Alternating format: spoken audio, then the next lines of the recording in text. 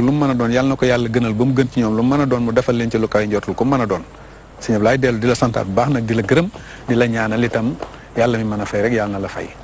mbokk yi jotaayu taalif mi ngi noonu ku nekk ci réew mi sa xam-xam màcc ci làkki réew mi du wolof rek moo xam pulaar ba moo xam mandinka bi boo ñu woowee wala nga fekk suñu station rek jotaay bi yéen a ko moom. DTV Dunia télévision ñi nga xam ne teg nañ ko fii ngir askan wi la.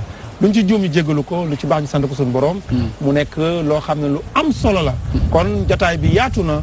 waaye lii di misaal ña fa daje def naa ne tey ku déglu dégg nga jikko yi ñu baax ñi ak ñi nga xam ne safaan ba la.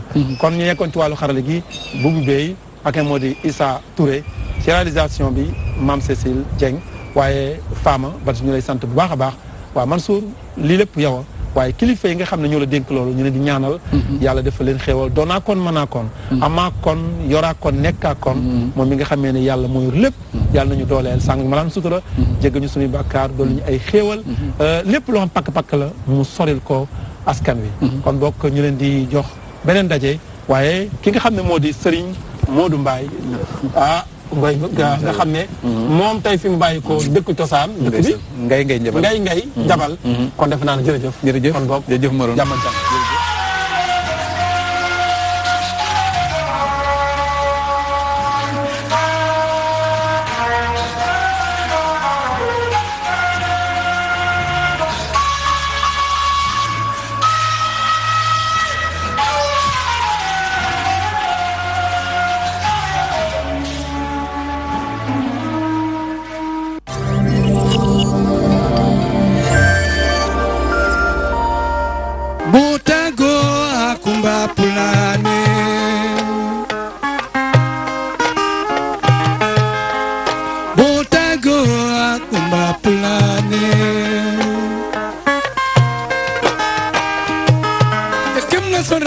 Nono Senegal ya cara menunde tanga fatumbi kesale chuntai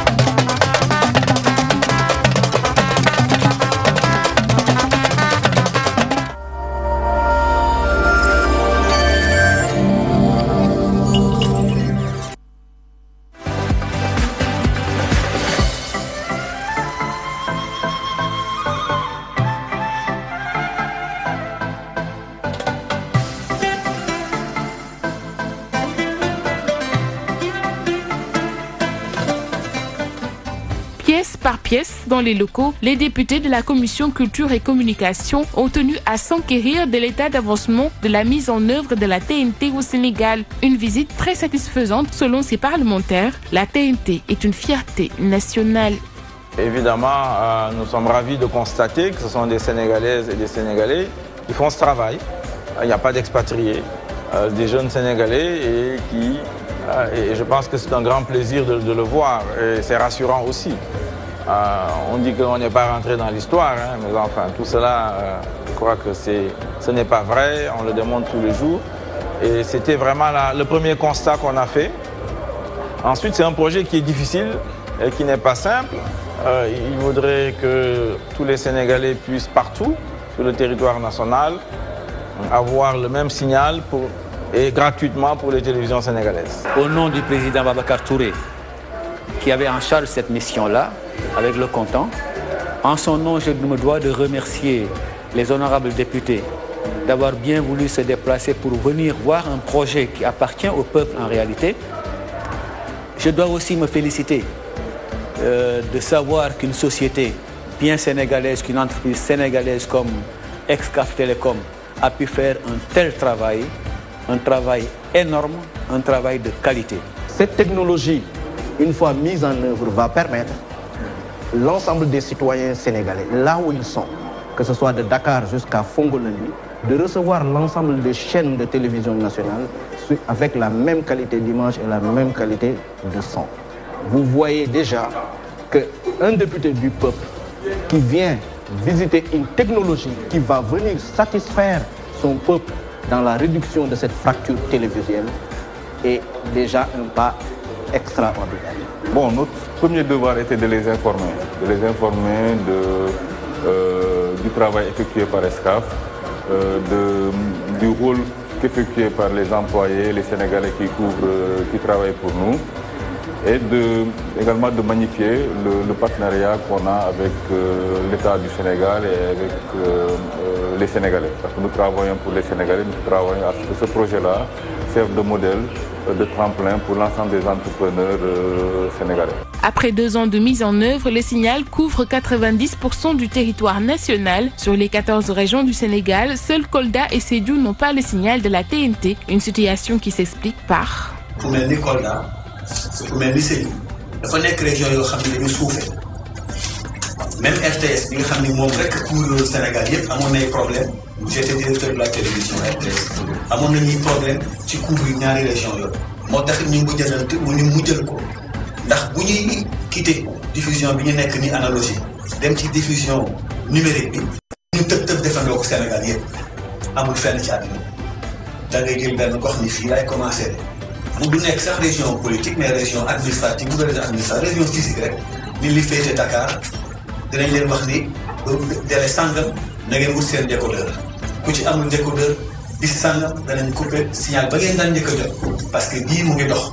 Pour arriver à 100% numérique au Sénégal, le gouvernement doit mettre en place des mesures nécessaires pour un basculement définitif de l'analogique vers le numérique. Ainsi, le décodeur sera obligatoire pour tous. Ce qu'on leur demandera, c'est qu'au moment du basculement, parce que le basculement se fera région par région, d'aider à sensibiliser dans leur propre région les gens à acquérir le décodeur qui est indispensable, la carte qui est indispensable pour pouvoir bénéficier de toutes les chaînes de télévision sénégalaises gratuitement, mais aussi de tous les services interactifs qui sont compris et que ceux qui ne peuvent passer que par ce décodeur-là. Nous leur demanderons, à temps utile, de nous aider à sensibiliser leur région quand ce sera autour de leur région de basculer. Il va falloir que le gouvernement qui est en train de mettre en place les outils avec la société de gestion puisse vérifier que tout cela s'est bien fait pour passer au basculement. Ça, c'est le travail de l'État. Mais ce qu'on nous a montré, en dehors donc, de quelques régions, Sédhiou et Kolda, il faut le dire, et peut-être Kédougou, sur le plan géographique, évidemment, pose quelques difficultés techniques, mais ne sont pas insurmontables.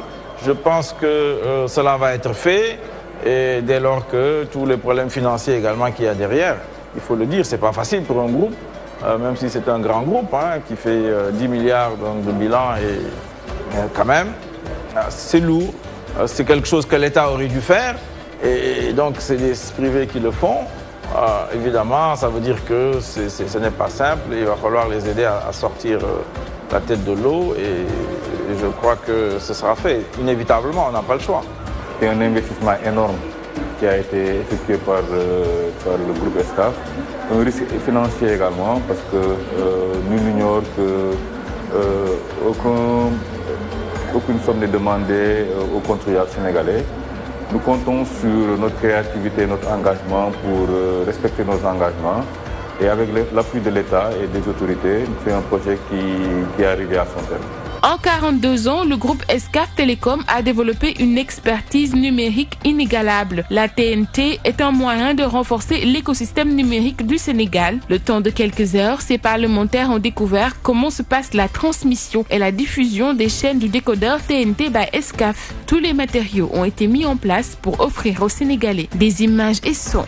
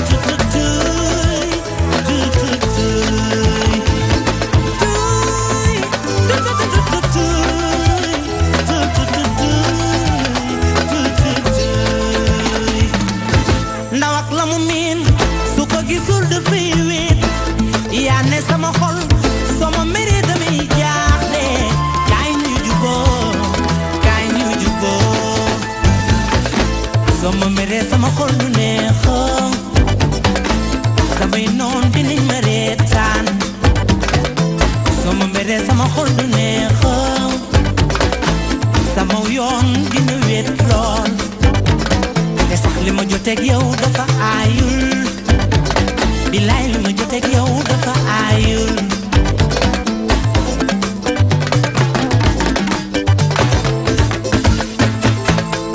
xiif naa ñu tegal ma ñam sama xel mas ma dem ci yow ma daal di suur fekk booba lekku ma dara kaay ñu juboo kaay ñu juboo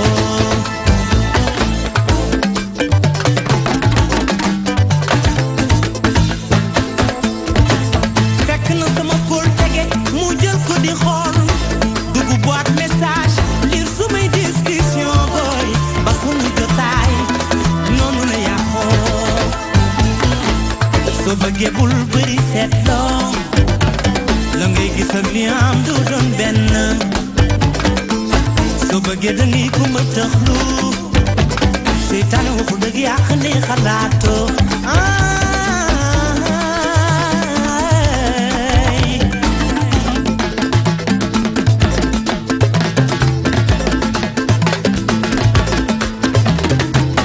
soo bëggee bul di seetloo seytaane waxul dëgg yàq ne xalaat soo ma bëggee bul ma seetlu waay ndax man nga gis ci man lu la neexul neexul waay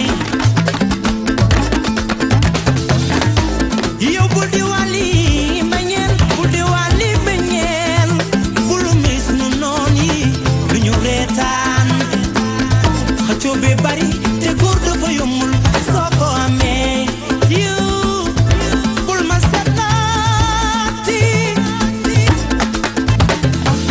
xiif naa ñu tegal ma ñam sama xel mas ma dem ci yow ma daal di suur fekk booba lekk naa dara kaay ñu juboo kaay ñu juboo soo bëggee bul bëri seetloo la ngay gis ni am du doon benn soo bëggee da ngay gumba taxlu seytaane waxul dëgg yàq ne xalaatoo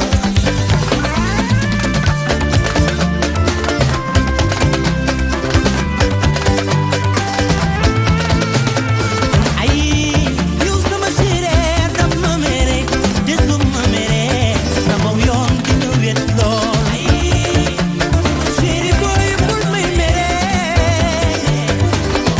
laay lee la law ay sama séeréer daf ma mere soo ma mere ay sama yoon dina wet lool ay sama séeri booy bul ma mere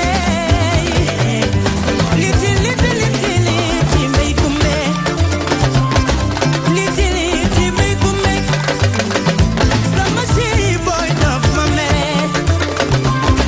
liti liti mbay kumbe waaw sama séeri booy daf ma mere mere na ma séeri ay sama séeri daf ma mere soo ma mere sama yoon dina wet lool mama bul ma mere liti liti liti liti mbay kumbe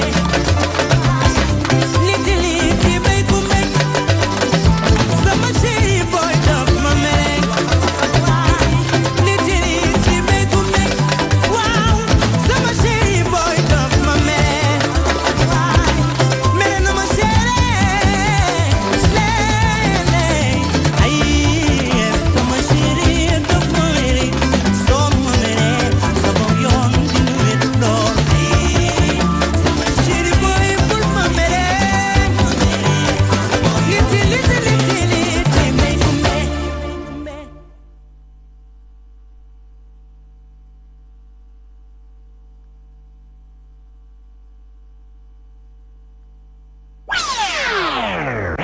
sa dem gi tax na ñepp jooy nawet yi sax dootuñu tooyo léegi bu war ba tori booyo sëriñ bee gor su dawa ngi jooy ña daa joxe ngi laaje waaw waaw sarax nu naatal xarnu bee ama ma xamaam di la woo waaye murid yi ñooma woo ne tawatal te bu nu woo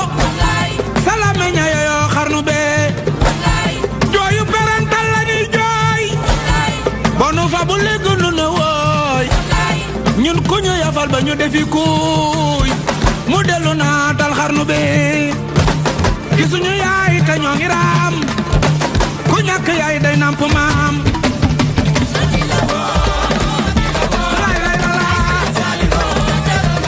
Sëriñ Saal naa ngi lay woo di la woo di la woo maam bu sa saaliw si gil nga ma lay lay la la Baay Saal di la woo di la woo di la woo Seex Béthio Thioune gërëm na la lay lay la la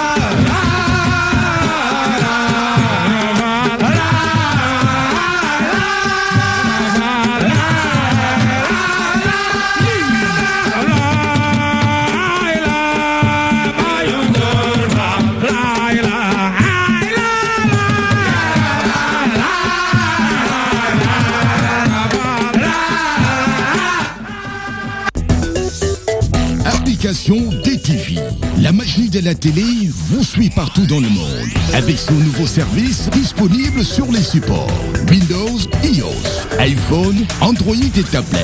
La DTV sous vos yeux partout à tout instant. Avec la DTV, vivez la magie de la télé.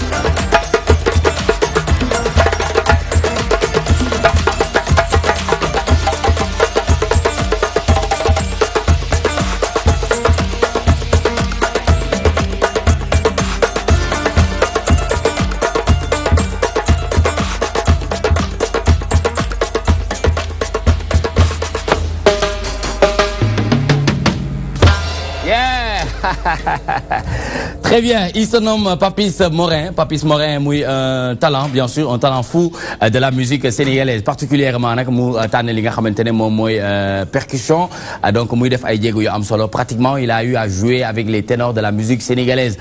Ce soir, il vient pour nous présenter un nouvel album, un album boo xamante ne suba inchallah lañ ko war a defal li nga xamante ne moom mooy promo bu mag bi, parce que il y aura une conférence de presse foofu ca endroit sur la VDN. Donc il est là pour que ñu mën a waxtaan ci carrière am. On est bien sûr mercredi et comme tous les mercredis dañuy am mbégte di ànd ak Awa Badji dans 14 millions de problèmes parce que tout simplement le torchon continue de brûler entre les populations et la mairie donc Sud FM ndax am na ci ay yeneen leeral yu am solo Pape Ousmane Cissé xam ngeen ko ràññee ngeen ko ci lépp luy actualité tey nag mu indi koo xamante ne juriste la muy spécialiste ci yëf yu bëri yoo xamante ne war nañ ko mën a waxtaane parce que jamono ji am na yu bëri yoo xamante ne sénégalais yi seen xel xaw na ci lëndëm Pape Ousmane dinañu ko leeral ànd ak invité am donc mu leer na ne noonu lañ koy defee et puis tout simplement c'est toujours la magie de toutes les télévisions sénégalaises à tout à l'heure.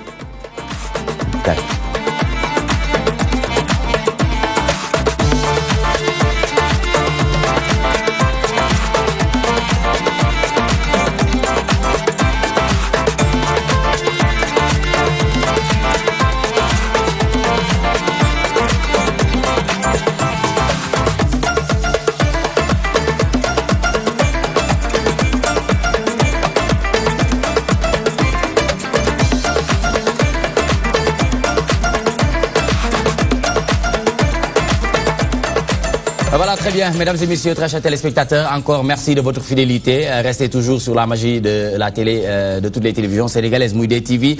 Vivez cette partie de cette magie à travers Pape Ousmane Cissé. Ce soir, Pape Ousmane war a waxtaan ak ñun lépp li nga xamante ne rek dina jëm ci lu soxal askan bi comme ni mu koy tàmm di defee. Donc tey nag mu dalal monsieur David Montero, mu juriste spécialiste en droit public, agent commercial, nekk koo xamante ne li ñu am yéene waxtaan ak moom jëm ci quel avenir pour les petits commerces face à la grande distribution Pape Ousmane loolu la am yéene waxtaanee parce que jamono ji am na yu bëri yoo xamante ne mu ngi yëngu ci mim réew mais le choix exactement pourquoi ce choix parce que ñu bëri ñu ngi doon xaar nga indil ñu benn politique comme ni ñu ko tàmm di defee wala ku nekk ci wàllum économie wala ci wàllum social mais nga indil ñu un juriste spécialiste en droit public muy agent commercial en même temps c'est pour nous dire quoi. dafa am ay njàqare yu ñenn ñi wane ci ni ñu gisee yenn grande surface yi. ni ñu mel ni kuy xaw a accaparer suñu petit commerce bi nga xam ne moom la ñu yàgg xam. Alors l'idée c'est de poser le débat, essayer de voir un peu est-ce que inquiétude boobu ñu wax ne c'est vraiment nourri wala dañu war a mën a comprendre ci beneen monde lañ nekk mooy monde de concurrence il faut que ñi nga xam ne ñu ngi ci yëngatu ñu aligné wu ci standards yi nga xam ne moom la ñuy xaar ci ñoom. Donc ce sera l'occasion ñu xool suñu petit commerce boobu par rapport ak yenn multinationales yi nga xam ne ñu ngi dugg saa et là. lan moo ci war a doon taxawaayu ñi ciy yëngatu. notamment ñoom ñi nga xamante ni am nañ ci benn mën nañ wax ni am nañ ci xam-xam. D'accord. David Montero, muy juriste spécialiste en droit public, option administration publique des agents commerciaux. Ñu war a waxtaanee quel avenir pour les petits commerces face à la grande distribution. Donc mu nekk loo xamante ne dina yitteel askan bi nga xamante ne ñoo ngi bàyyi xel saa su ne. Awa Badji 14 millions de problèmes mu ne Sud FM ci Médina le torchon brûle entre les jeunes et la mairie. Sud FM kon torchon bi mujjewul fay pour man bi nga indee problème bi fii après mujj naa fay. mu ne nii fay ko rek laa bëgg. fay ko rek mais j'espère que après bii nii moom day fay. day fay dañ koy fay parfois. très bien mu jot nga mujj waxtaan ak monsieur le maire Bamba Fall jot nga ko gis jot nga ko dégg lu lan moo ci am. non mais def nañ démarche yëpp démarche bu nekk pour moom jot ko moom monsieur le maire. wala sax ñu jot kenn koo xam ne bokk na ci ay collaborateurs. mais ça n'a pas été parce que nanguwuñu see wax ñu ne ñoom duñ ci àddu. moo tax ñun nag dañoo dem seeti benn spécialiste boo xam ne moom xelam màcc na ci wàllum aménagement du territoire. mu wax ñu moom lan moo ciy xalaatam. Très bien, c'est important. Dinañ ci ñëw léegi nii inchallah 14 millions de problèmes waaye dina indi solution bi ci li nga xamante ne moom moo xew ci commune boobu muy centenaire Gibraltar parce que Médina ci la bokk. wala ci la bokk si même commune. Voilà, ci même commune bi la. Très bien. Donc PMP muy Papis Morin Mbaye muy percussionniste dégg ngeen léegi nii lu am solo bi nga xamante ne yëkkati na ko mais en attendant nañu nuyu suñu invité David Montero. Bonsoir David, vous allez bien? Bonsoir Nicolas, je vais très bien. maa ngi leen di remercier du nuyu la DTV qui est une télé de référence parce que c'est une télé qui assure et qui rassure. Amiin. Voilà, du nuyu donc Pape Ousmane Cissé mi nekk un journaliste hors pair. ñu xàmmee ko ci milieu média. li nga wax nii foo ko teg. bon dama ko fi ma ko teg parce que man damay suivre DTV. waaw léegi hors pair bi. hors pair parce que bon xam nga journaliste bu mag. soo ko bu mag la non bu mag la ci man. di nuyu Awa Badji. di nuyu aussi artiste bu émérite bi. bon di nuyu sama entreprise le goût du poulet. muy entreprise bu mag instant bi ci marché volaille. ndeysaan. en tant que agent commercial. waaw léegi Montero dama bëggoon nga wax ñu tuuti ci sa formation parce que Pape Ousmane nee na juriste spécialiste nga en droit public administration. nekk agent commercial en même temps tey ñu war a waxtaanee li nga xamante ne moom mooy commerce yi am ci réew mi. ak la grande distribution. donc jaar-jaar bi tuuti rek ñu bëgg xam. parce que dañuy wax juristes yi en général ñoom dañuy jàng ba dee. non bon ban bon. waaw moom de deewagul nag. man ba léegi maa ngi jàng parce que bon juriste de formation là université Cheikh Anta Diop laa jaar à la faculté de droit de l'université Cheikh Anta Diop de Dakar. j'ai eu ma licence en droit option droit public option administration publique droit public option administration publique. D'accord. Bon nekk aussi agent commercial. si suñu entreprise le goût du poulet. ay waay. muy entreprise boo xam ne daal bon. ñu ngi ci marché volaille bi. tabaski lañ jëm yow. salaamaaleykum. voilà Nicolas bàyyi ba développement s'il te plaît. ñu ngi ci marché volaille di góorgóorlu. d'accord ànd ak benn suñu PDG muy une grande dame. boo xam ne nekkul comme les milliardaires qui sont là. dafa di femme boo xam ne elle est investie. ñëw ci dëkk bi bëgg a bokk ci luy dox. madame la wala mademoiselle la madame la madame une dame de fer une synergie innovante. d'accord voilà au delà de loolu tamit. dafa am ku ñu bëgg ñetteel fii. voilà au delà de loolu ma am sama directeur commercial aussi muy Baxaw Thiam. très bien boo xam ne chaque fois ñuy teg ci yoon. c'est pour montrer que jeunes yi waruñu fi nekk rek di xaar bureau di xaar état il faut être entrepreneur entrepreneuriat dafa war a dox Sénégal pour Sénégal jëm kanam mën a nekk kañ dafa war a dox États-Unis am nañ xam-xam bi de ah ouais États-Unis soo gisee mu avancé mais gars yi privé bi moo ëpp doole d'accord il faut que Sénégal gars yi bàyyi wax di ñu jëm ci liggéey waaye nag privé boobu am na lu ñu ci wax de nee nañu Pape Ousmane lu ñu ci wax ba nga ne privé fort ko baax compétitif xam lan la marché bi laaj di fexe tout le temps ñuy aligné wu mais tey suñu privé national bi ñu gis quand même est-ce que tey gouvernement yi est-ce que dooleel nañ leen waaw loolu mu ngi ci mais tamit Nicolas pour ma jàppale da nga koy wane waaw lu ma la gën a bëgg a doole te xamoo le monde du marché ni muy fonctionner yeggoo ci yenn standards yi mooy que ne à la limite su ma la dooleele dama bëgg a rey sama bopp très bien c'est important dinañ ci ñëwaat léegi nii inchallah toujours avec Pape Ousmane si c'est 1 pour 2 Papis Morin Mbaye di saluer son manager quelqu'un qui croit à son talent il s'appelle Louis et au passage ñu nuyuwaale Michael Souma mi nga xamante ne il nous a mis en rapport parce que c'est notre doyen Papis Morin Mbaye Papis na nga def yaa ngi am jàmm Papis sa yaram tàng na de man de pour may dégg ne percussionniste génne na album ci Sénégal dafay néew nag waaye Bakane Seck def na ko am na ñoo xamante ne jot nañ koo def waaye moom en tant que jeune mu def performance bu mel nii dañ la war a saluer bu baax a baax a baax ñu bëggoon rek nga wax ñu le choix de cet album parce que ñoo ngi lire Afro House Music Crossroad mooy Célébé yoon mooy Célébé yoon exact d'accord donc mooy mélange musique il faut mélanger waaw pour laal naar yi laal marocain yi africain yi partout Afrique bu ñu waxtaanee tuuti ci sa jaar-jaar parce que ñu bëri dañuy wax ne joué nga ak ndaanaan yu bëri fii ci réew mi ñu bëggoon nga wax ñu jaar-jaar bi naka nga def ba tàmbale percussion bi lan moo la ci dugal ba pare yan collaboration moo la gën a marqué bi nga tàmbalee ak tey bi ma tàmbalee ak tey collaboration bu njëkk am ci musique mooy Milim Jazz ñooñu ñoo ma formé d'accord composé de qui Milim Jano Mendy Jano bi nekkoon ci Viviane Abdourahmane sama nijaay la d'accord cousin dëgg la bassiste Viviane waaw ak Joël Julien batterie ñooñu ñoo ma formé ci musique waaw expérience boobu nag laa jël di jouer comme jazz donc mosuma laal luy mbalax quoi d'accord pourquoi expérience boobu nag moo ma lu tax te galañ neex loolu non galañ dafa neex ba pare am dégg-dégg gis mais man ma choisir woon loolu man li ma choisir woon mooy musique du mbalax rek d'accord déedéet am na bu garabu il est redans li mu teg léegi mi ngi ci d'accord am na jémbe am na derbukan d'accord lépp luy percussion mi ngi ci biir musique ay accessoires kon yow doo foowee diggante mbaar cool gorong yow doo ko laal du ma ko foowee doo ko foowee bëgg naa ko trop sama xol parce que sama papa mooy forol du Njaay Roo Sabar booy Ndar d'accord mooy sa waaju bu góor mooy sama waaju bu góor d'accord donc ñëpp xam nañ mais man maa bëggul woon laal foofu moo tax ma tourné mais lu tax le choix am na lu tax waaw choix bi mooy parce que fii loo fi génne fii lay yem mais il suffit que nga dugg fii tu fais tout le monde tu fais la international donc c'est pourquoi ma def house music house music waaw du musique boo xamante ni da ngay ñëw rek nga jouer mën nga ko dégg mën nga jouer mais y a un truc dedans. am na loo xam ne mi ngi ci biir. mooy logique bi quoi. mooy logique bi foog nga gëstu ko nga xam ko. parce que gëstu naa ko pendant des années pour comprendre. absolument après nag lay soog a après lay doog a ñëw. très bien ni ñu seetaan benn extrait ci vidéo bu bees bi. Papis Morin Mbaye ñu koy woowee PMP muy ndaanaan nag nañ ko seetaan ñu seetaan extrait te dellu si waat.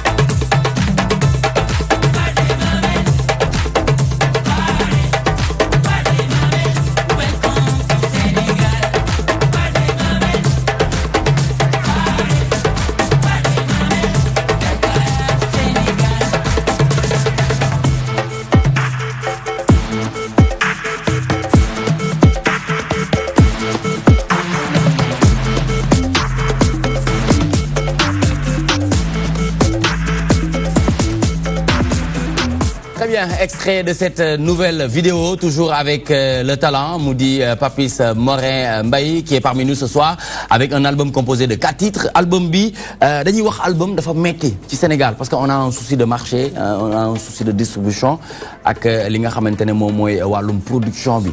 Nga def album, def ko 4 titres. Lu tax? Non, du 4 titres. Du 4 titres. 4 titres laa génne fii. waaw fii laa. fii ci album bi 4 titres laa fi def. D'accord. Parce que li nga wax léegi moo fi nekk. waaw.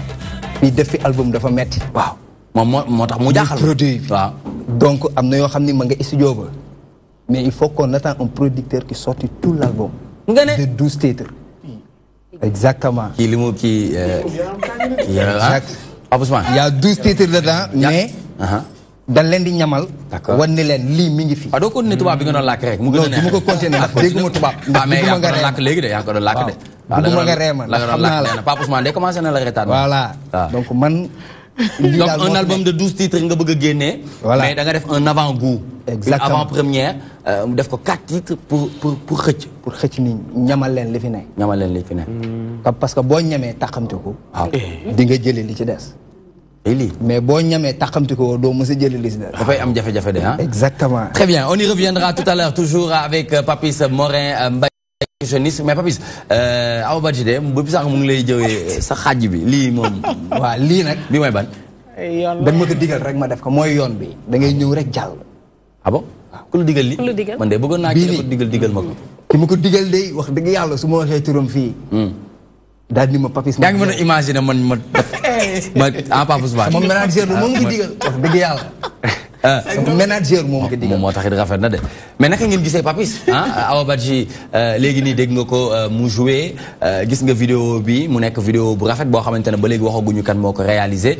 et ça lui a pris combien de temps pour ñu def vidéo bi mais ban appréciation nga am ci Papis en tant que percussionniste. gëm boppam parce que déjà lu mu def c'est pas facile xam nga ñun fii mbalax la ñu xam. te moom nee na mu préféré bàyyi fi loo xam ne ñun moom lañ xam ñun sénégalais loolu la ñuy préféré di ko déglu. mu bàyyi fi loolu dem dugg ci leneen dugg ci lu original. parce que nit booy def benn liggéey doo bëgg a mu yem yow fi nga nekk rek da ngay bëgg a yóbbu ko yeneen dëkk mu jéggaani. comme ça ñeneen ñooñu mën a dund mën a consommer. yow li ngay def voilà. kon yow boo demee nag ba jël choix boobu ne man li may def bëgguma mu yem fii rek dama koy internationaliser. dañ koy rafetul rek di la féliciter di la encourager ci yoon bi nga xam ne jël. très bien ci féliciter ak encourager boobu la ñuy ànd ak Mbaye Sène depuis Moscou comme ni mu koy tàmm di ñu ko defalee di ñu jox actualité sportive parce que jamono ji xam nañu ne ñu ngi ci tendance bi nga xamante ne moom mooy actualité bi jëm ci wàllu mondial. Mbaye Sène bonsoir salaamaaleykum. maaleykum salaam Nicolas maa ngi lay nuyu di nuyu aussi téléspectateurs Dunia TV yëpp. très bien mais Mbaye da nga contre jour de. waaw wëndeelul. lumière bi waaw. Mbaye wëndeelu waatal Mbaye xam foo ne. Mbaye foo ne. maa ngi sama hôtel laa nekk. mais Mbaye sa hôtel nga nekk mais naaj bi mu ngi may daaj de fu mu toll nii sénégalais gisaguñ la de. non du naaj de waaye léegi xanaa yéen a ngi may gis. du naaj voilà très bien voilà là on te voit hein. Sinon ça se passe bien. On est là tranquille alhamdoulilah di wax juste que ni maillot France bi ma sol nii. benn français moo ko gis ak man échange kook man fekk ma sol maillot Sénégal mu ne ma dama bëgg maillot Sénégal ma échange kook moom parce que foog ñu leeral te télé la ñu nekk. waaw léegi kon sama maillot nga sol. man daal xam naa ne mel nañu maillot te souvenir la. waaw déedéet Mbaye. te souvenir kenn du ko maye Nico. Mbaye yónni woon naa la si sama xarit Titi yónni woon naa la ci moom de pour maillot foo ci toll. non xam nga gisaguma Titi. gisaguma mais su ma ko gisee rek naa la ko jox. très bien voilà Mbaye Sène ñu ngi ci quart de finale yi ñu bëggoon nga wax ñu rek ginnaaw démb dégg nañu nga wax ci Suède Ibrahimovic wax ci Neymar mais aussi dégg nañu nga waxoon ci Angleterre donc tey lan la ñu mën a xaar ci li nga xamante ne mën nga. lu ñu mën a xaar tey lu ñu mën a xaar mooy tey repos la tey ak suba yëpp repos la. tout à fait. vendredi incha allah le nag quart de finale yu mag di ñëw ko ci mel ni France dina daje ak Uruguay nag foofu sensation bi mooy daanaka y a beaucoup de joueurs. yoo xamante ni bii nii ils ont évolué soit dans le championnat de France ou bien suñu évolué wul championnat de France am na ñenn ñoo xamante ni ñu ngi foofu mun nañ jël le cas de Edinson Cavani El Matador. ce qu'on peut constater mooy jusqu'à aujourd'hui les informations yi nga xamante ni jot naa koo xool ndax mun na nekk mooy Cavani est à 30% je dirais même 20%.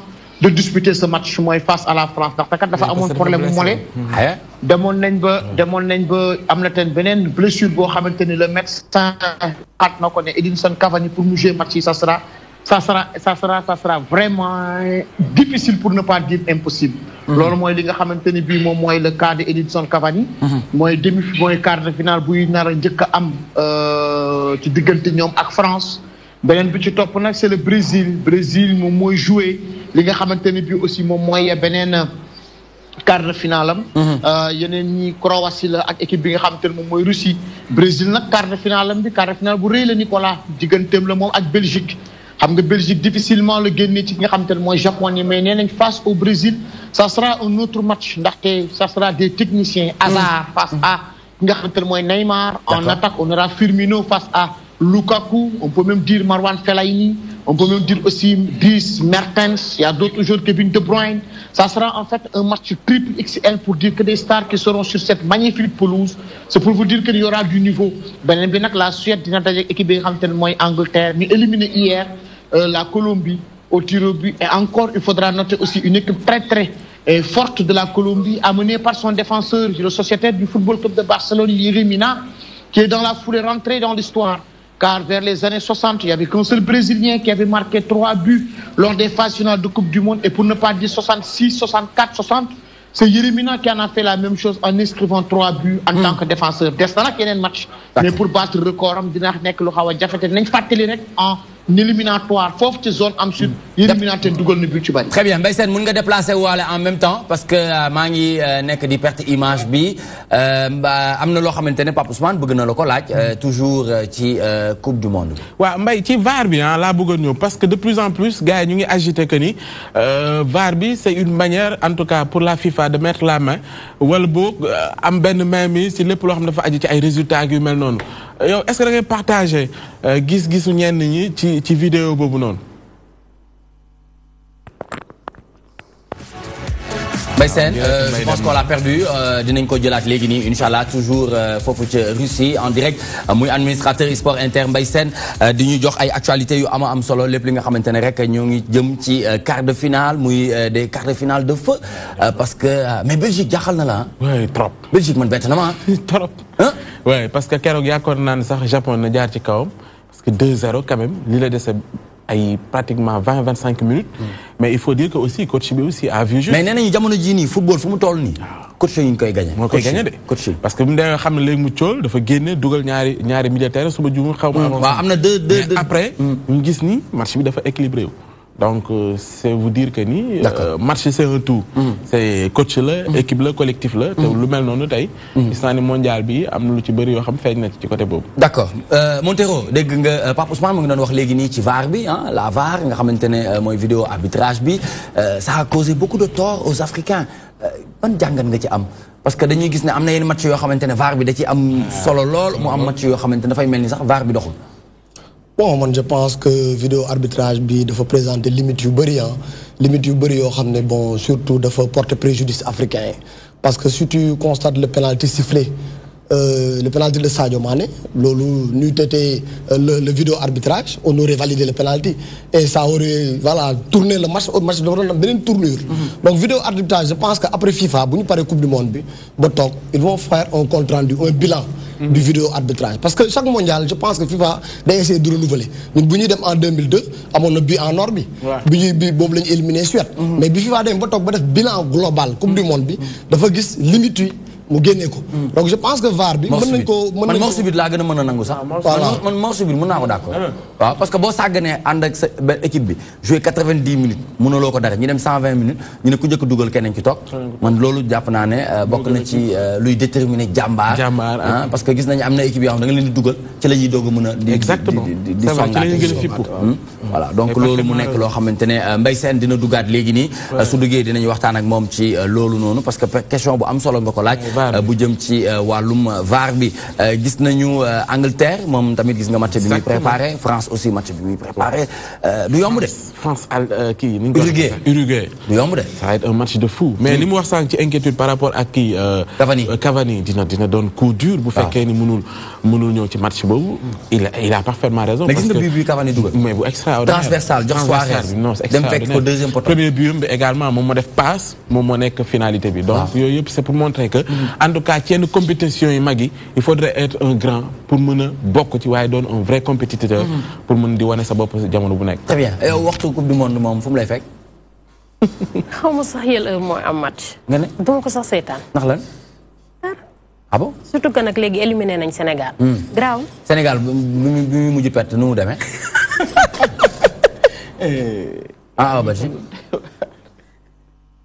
xanaa sañu loolu kenn. en fait dama la posé benn question boo xam boo ko trouvé ma may la décodeur TNT. ma may la décodeur TNT by Excaf. waxuma leen yéen téléspectateurs yi de Awa Badji mii laay laaj. Awa Badji de loolu amul loolu kay amul Awa Badji. boo trouvé. Sénégal nuñ ko éliminé. ni ko éliminé. naka lañ ko éliminé. mais génie en herbe bi am na kii. déedéet bii du génie en herbe nag. bii xam nga bii ban la. question seule la. question seule waaw question seule. mooy benn question moom moo koy tontu moom kese moo koy tontu mooy am na nu ñu ko doon waxee dama koo fàtte di. xam nga gëj a jàng nag dafa baax. am na nu ñu ko doon waxee. question individuelle. question individuelle. voilà question individuelle. 2-1. 2 la. 1. dinañ ko éliminé. merci jërëjëf. merci beaucoup Awa Badji la famille yéen ñi dëkk Centenaire Gibraltar di ay mbokkam yàqal na leen yàqal na leen li nga xamante ne moom mooy yow ma laaj la. la laaj la concerté wu. loo bëgg ma laaj la concerté da nga bëgg ma laaj la. le Sénégal. non non man kañ maa laaj lu ma neex. waaw da nga bëgg ma laaj la. France kan la mujj dajal ak ñaata la ko dóor. France. moo gagné 4 ak kii Argentine. 4 ñaata. moo gagné 4. combien. moo. l'essentiel daal France moo gagné 4 Argentine. réponse daa war a exact. day leer kañ. waaw 4 combien il faut donner le score. l'essentiel daal. dafa mel ni instant bi nii bu ma joxoon le ministre du budget boo ma joxoon tur ministre du budget ma jox la décodeur bi. li ministre du ministre budget. gouvernement président Macky Sall. Boun Abdallah Dionne mooy premier ministre. ministre du budget lu mu tudd ma may la décodeur TNT by Excaf.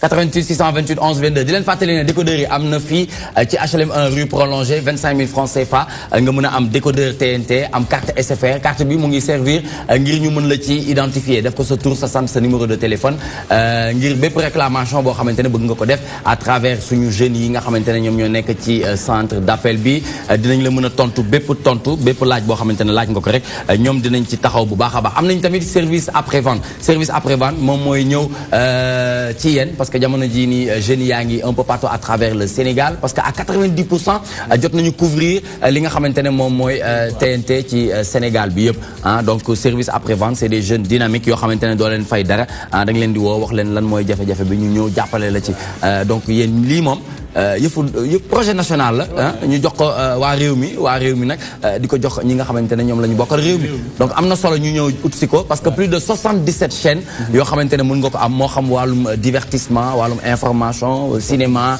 sport yooyu noonu yëpp mën nañ ko ci fekk ba ci religion on a 2 chaînes de religion yoo xamante ne catholique mën na ci gis boppam comme jullit bi mën na ci gis boppam Makkatal Mukarram ak jullit yi Katéo ak les chrétiens donc mu nekk lu am solo donc TNT by Excaf à 25 000 francs CFA nga mën a am 1 à 2 mois d'abonnement gratuit kon bokk nañ ci jàpp ngir mu gën a mën a dem ca kaw ca kanam ci lu baax li ñuy def nag mooy léegi ànd ak bien sûr Ismaël pour ñu xool actualité de l'internet lan la xëyee ak ñun c'est tout de suite.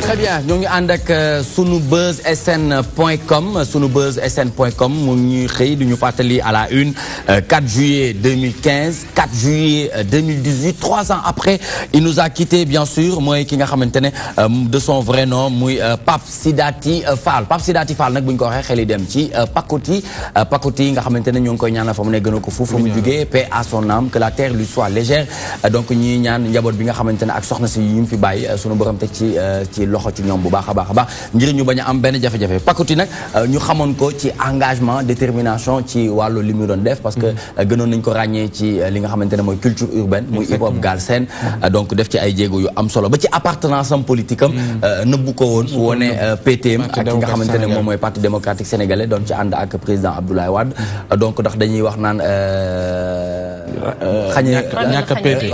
ñàkk pété day xañe wërsëg très bien Pape Ousmane Pakoti waaw Pakoti daf ñuy fàttali lu bëri parce que on se rappelle Pakoti bi muy soog a yegg si ci scène musicale bi on se rappelle ñëpp ni ñu ko doon wax l'homme au tic-tic ak bal bi mu daan yor ñëw bokk ci ñi révolutionner un peu bal bi di ko kale di ko defee mu ne donc nekkoon benn phénomène ci jamono bi mu doon feeñ donc indi lu bëri surtout nag ma li ma gën a impressionné mooy bindam boo koy déglu mel ni kuy taalif waaw ci waxin bu extraordinaire ci olof boo xamante ne quand même soo ko doon déglu da ngay xam ni y avait de la recherche derrière ci li muy bind ak xóotaayu texam yëpp bu ko daan génnee da ngay gis ni am na ci benn partie boo xam soit lu société sénégalaise di dund et pour man un artiste c'est comme ça c'est-à-dire da ngay engagé jusqu'au bout mën ci des questions d'actualité nga ciy génnee loo xam ne xëy na nit ñi bu ñu ko dégloo nañ xam ni derrière am na lu ñu ci mën a jël comme lu ñu mën a wéetoo et ku mel ni Pakoti tey booy tracé waat un peu parcours am ci texte yu muy génnee da ngay gis ni en réalité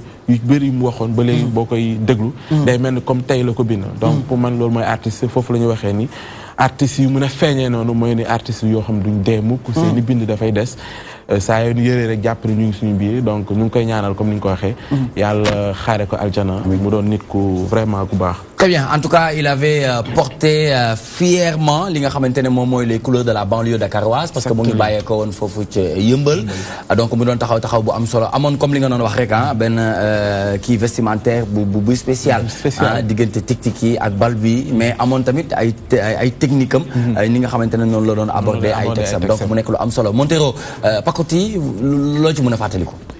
Bon Pakoti franchement mu nekkoon jeune bu ambitieux sànq maa ngi ne Pape Ousmane un journaliste hors pair mais Pakoti aussi c'était un artiste hors pair parce que ay talent am kenn mënu ko woon mesurer donc ñu ngi koy ñaanal yàlla entreprise le goût du poulet bi ma nekk mu ngi koy ñaanal yàlla na suuf sedd si kaw et que jeune bi nekk en tant que tel nekk aussi ay jeunes ambitieux donc ñu ngi koy ñaanal daal. D'accord sa PDG nu mu tudd. Bon sama PDG xam nga dafa di femme boo xam ne. elle est toujours dans l'ombre. Ah non attends. Elle est toujours dans l'ombre bon. mais am na tur. non am na tur benn femme bu nekk fii. sénégalaise pure et dure. mën nga wax turam.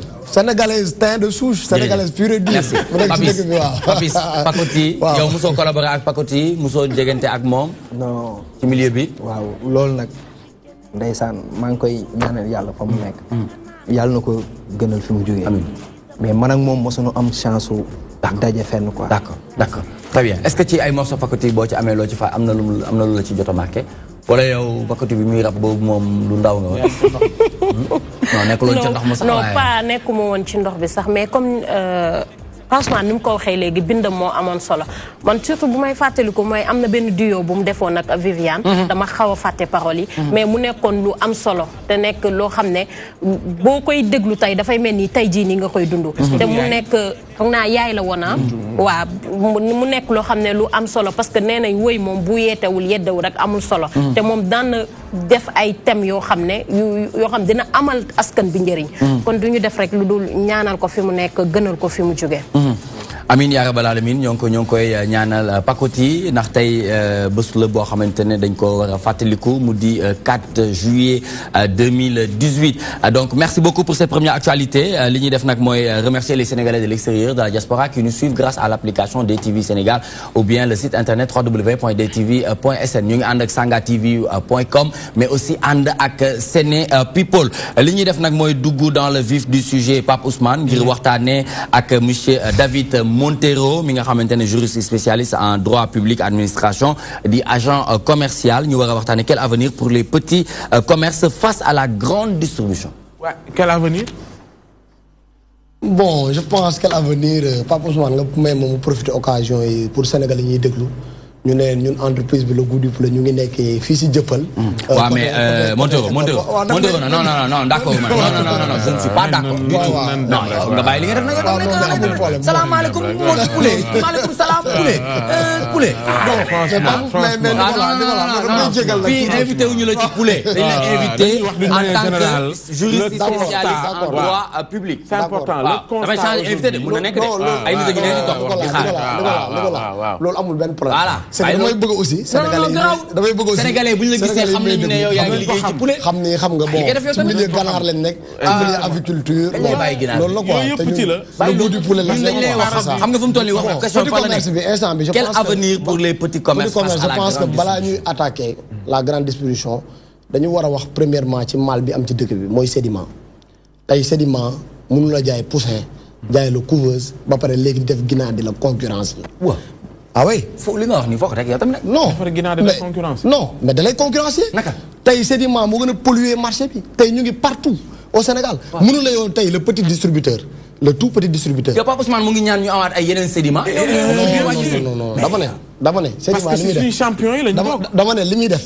tegu ko ci yoon mënul tey di la jaay poussin di la jaay lépp yaa ngi comprendre ba pare bëgg la concurrence Auchan li muy def teg na ko ci yoon non Auchan man du ma leen dingat xamul te du ma leen dingat mais réew mi parce que ay ginaaram dafay dem non c'est pas ñaan naa yàlla liggéey Auchan non yaa man la guddi poulet ñaan naa yàggal liggéey Auchan mais li ma bëgg wax mooy Auchan ils ont été compétitifs gis nga en matière de business en matière de marché il faut être compétitif sur le marché. mais comment ça se fait que ci ñaar yi nga décrier sédiment mais dañu polluer marché bi ñu ngi feneen Pape Ousmane ci beneen côté bi ngay tàccu benn multinational boo xamante ne tey on comprend pas lii tamit dafay plomber Sénégal gis nga mënoo say champion yi nga am nga war leen dooleel dama ne tàccu leen à la limite ngay tàccu ñeneen dama ne gis nga en matière d'entrepreneuriat il faut la créativité il faut la compétitivité amu ko non dama la ne am Auchan tey kenn mënu ko décrier tey luy problème mooy avantage mooy Auchan dafa jël ay produits locaux teg ko ci marché teg ko ci ay grande surface am di ko jaay man mii tey ñaan naa yàlla Auchan jël sama produit jaayal ma ko parce que local la production locale lay def je fais de la production locale tey dañu war a dooleel la filière locale l'aviculture locale loolu wañal dooleel. léegi yow lan nga def pour filière boobu dox c'est-à-dire lu weesu sax mu dem ci ñu mel noonu comme ni ngeen di wax ni mooy grande surface bu toll noonu. c'est-à-dire est-ce que yow aujourd'hui teg nga ay bànqaas yoo xamante ne mën nañu la représenter un peu partout à travers Dakar c'est-à-dire créer des emplois ut ay magasins ne Awa Badji yaa may toogal fii weer bu dee di nga am nangam. chaque semaine dinañ la livrer tant de ginaar. tant de d'œufs pour mu mun a jaay donc est-ce que yéen tamit loolu def ngeen ci ay jéego. ñu ngi ci loolu dépassé nañ ko bu yàgg. ñu déjà ñu c'est un projet en gestation déjà à Saly ñu ngi waaj a tijji benn succursale à Saly loolu dépassé nañ ko depuis ñu ngi ci marché bi en fait ñu dañu ñëw indi suñu produit jaay suñu label muy le goût du poulet muy ay jeunes yoo xam ne suñu la neexoon dem agressé ji wala dem defi leneen mais des jeunes sortis de grandes universités toog mûrir benn projet toog mûrir benn projet mûrir tey benn projet boo xam ne dañu ne on se lance dans le domaine de l'aviculture yaa ngi comprendre tey pour dooleel la filière avicole locale te ci yoon boobu la ñu nekk te instant bi ñu ngi liggéey un peu partout bugguma citer de nom pour faire de la publicité mais tey kon yow ànd nga ca ñu dakkal mesure bi arrêté mbirum importation bi ñu ngi ko doon agité temps yee y a le directeur de cabinet du ministre du commerce bi waxoon ni yegsi nañ ci délai bi ñu koy daggee même si après gis nañ beneen communiqué bu ko weddi kon tey yow nangu nga que ni tey grande multinationales yi yëngatu ci avicole agriculture mën nañoo dugg suñu réew non loolu musuma ko nangu musuma nangu et parallèlement nangu nga Auchan non musuma ko nangu xam nga et parallèlement nangu nga Auchan non c'est-à-dire on ne comprend pas munuma nangu franchement importation ginaar am fi parce que soo ko nanguwee tey Sénégal mooy ñun da ñuy rey da ngay tu vraiment les acteurs yi nekk tey ci filière avicole locale kon ñun sénégalais lan la ñuy defar di nangu ay ginaar yi jógee fee def un mois ci yoon bi def ay conteneurs un mois yónnee ko Sénégal te ñun dañuy léegi produire léegi frais li def ko sur barquette bien filmé bien lavé bien traité bien conditionné yóbbu ko ci grande surface yi jaay ko ngis fa suñu label dem di jël ay ginaar yoo xam ne ay un mois lay def ci yoon bi balaa dugg Sénégal mais loolu bu léegi kii ni nga ko loolu mënul madame Ndiaye bi jaay fii Castor waaw nga xamante ne taabalam la am waaw di ci yëngatu di ci fortaatu Auchan ubbi ci wetam daal di nërmeelal lam doon def kon kooku amul benn problème amul benn inquiétude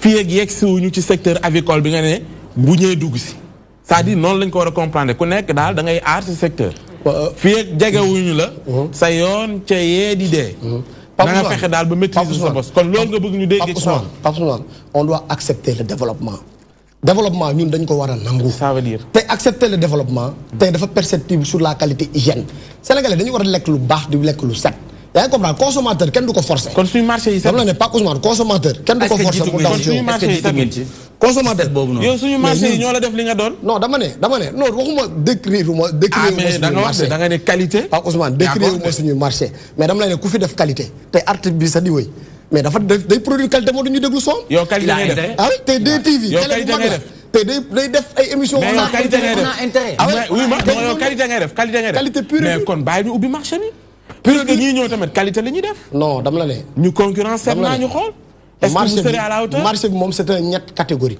le marché c'est un ñett catégorique marché bi kenn mënu ko tijji parce que ñi ñëli def la ñun mën nañ ko def poulet yi ñuy yóndee di fa def un mois 2 mois ci ay conteneurs. mais lu weesu poulet. duñu accentuer wu tamit ci jotaay bi. tout ce qui est volaille. tout ce qui est aviculture tout ce qui est aviculture. nañ ñu ko bàyyil ñun ay ndaw yi ne ci réew mi. bu weesoo aviculture juddoo ci réew mi bu weesoo aviculture. bu weesoo domaine yëpp mais man tey li ma fi indi Nicolas di nga ma bàyyi moo ko ne li ma fi indi. waaw mooy défendre le milieu avicole défendre sama entreprise le goût du poulet. yaa ngi comprendre. non mais on parle pas de ça. on parle d'une manière générale. le petit commerce sénégalais bi nekk jamono ji ci guuta parce que tout simplement dañuy gis de part et d'autre bu dul supermarché yi bu dul hypermarché yi yaa grande surface yi tey xëcc ko de part et d'autre alors que tey suñu Sénégal loolu la ñu am mooy ne ku ci nekk si ñun tey sa yaay xëy na dem ca taabal ja jënd am na ñoo xam ñu ngi ci mbedd bi jënd et tout yu mel noonu am na lu gën a pertinent loolu ñu seetaanee ñu mu dee mais am na lu gën a pertinent loolu yow tey da ngay liggéey du 1er au 30 wala 31. lu yàlla xam mooy loolu. mu am boutique bu nekk sa biir koñ. boo xamante ne da lay fajal say gàcce yow. da lay jàppale da lay accompagner. parce que léeg-léeg nga wàcc sa kër. yoroo paas wala paas bi tëkk. nga am loo jël foofu. léeg-léeg jànq bi am lu mu la laaj. mënoo ko jox nii nga ne ko demal ci boutique yi. su ma wàccee ngoon ba à la fin du mois nga ñëw ñu génne la sa kay bind. mais grande surface yi mënuluñ la loolu. mais Nicolas est-ce que ñun waruñu def suñu. xaaral waaw defal na est-ce que ñun waruñu leen yokk doole. yokk doole bi mooy bu ñu gisee ne ñoom seen hygiène wala nangam. diwul ñu jéem leen tàggat à ce que ñu mën a nekk à la hauteur. pour que ñëpp pourquoi pas bu fekkee ne dañu bëgg sax moderniser wu. mais ñu ne mais écoutez xëy na marché yi. dem na ci benn moment boo xamante ne mënatuñoo continuer ci stade bi ñu nekk ci wàllu développement mais progressivement ñu préparer leen mais mën a xëy un bon jour. nga bàyyi sa PME mu nërmeelu tout simplement parce que de l'autre côté gis nga ne xëy na que ni ñeneen ñi ñoo gën a organiser wu nga bàyyi lu ñu dee noonu quand même loolu boo nee bëgg nga sa réew mu dem que bëgg nga dooleel petit commerce bi quand même daf ñu jaaxal.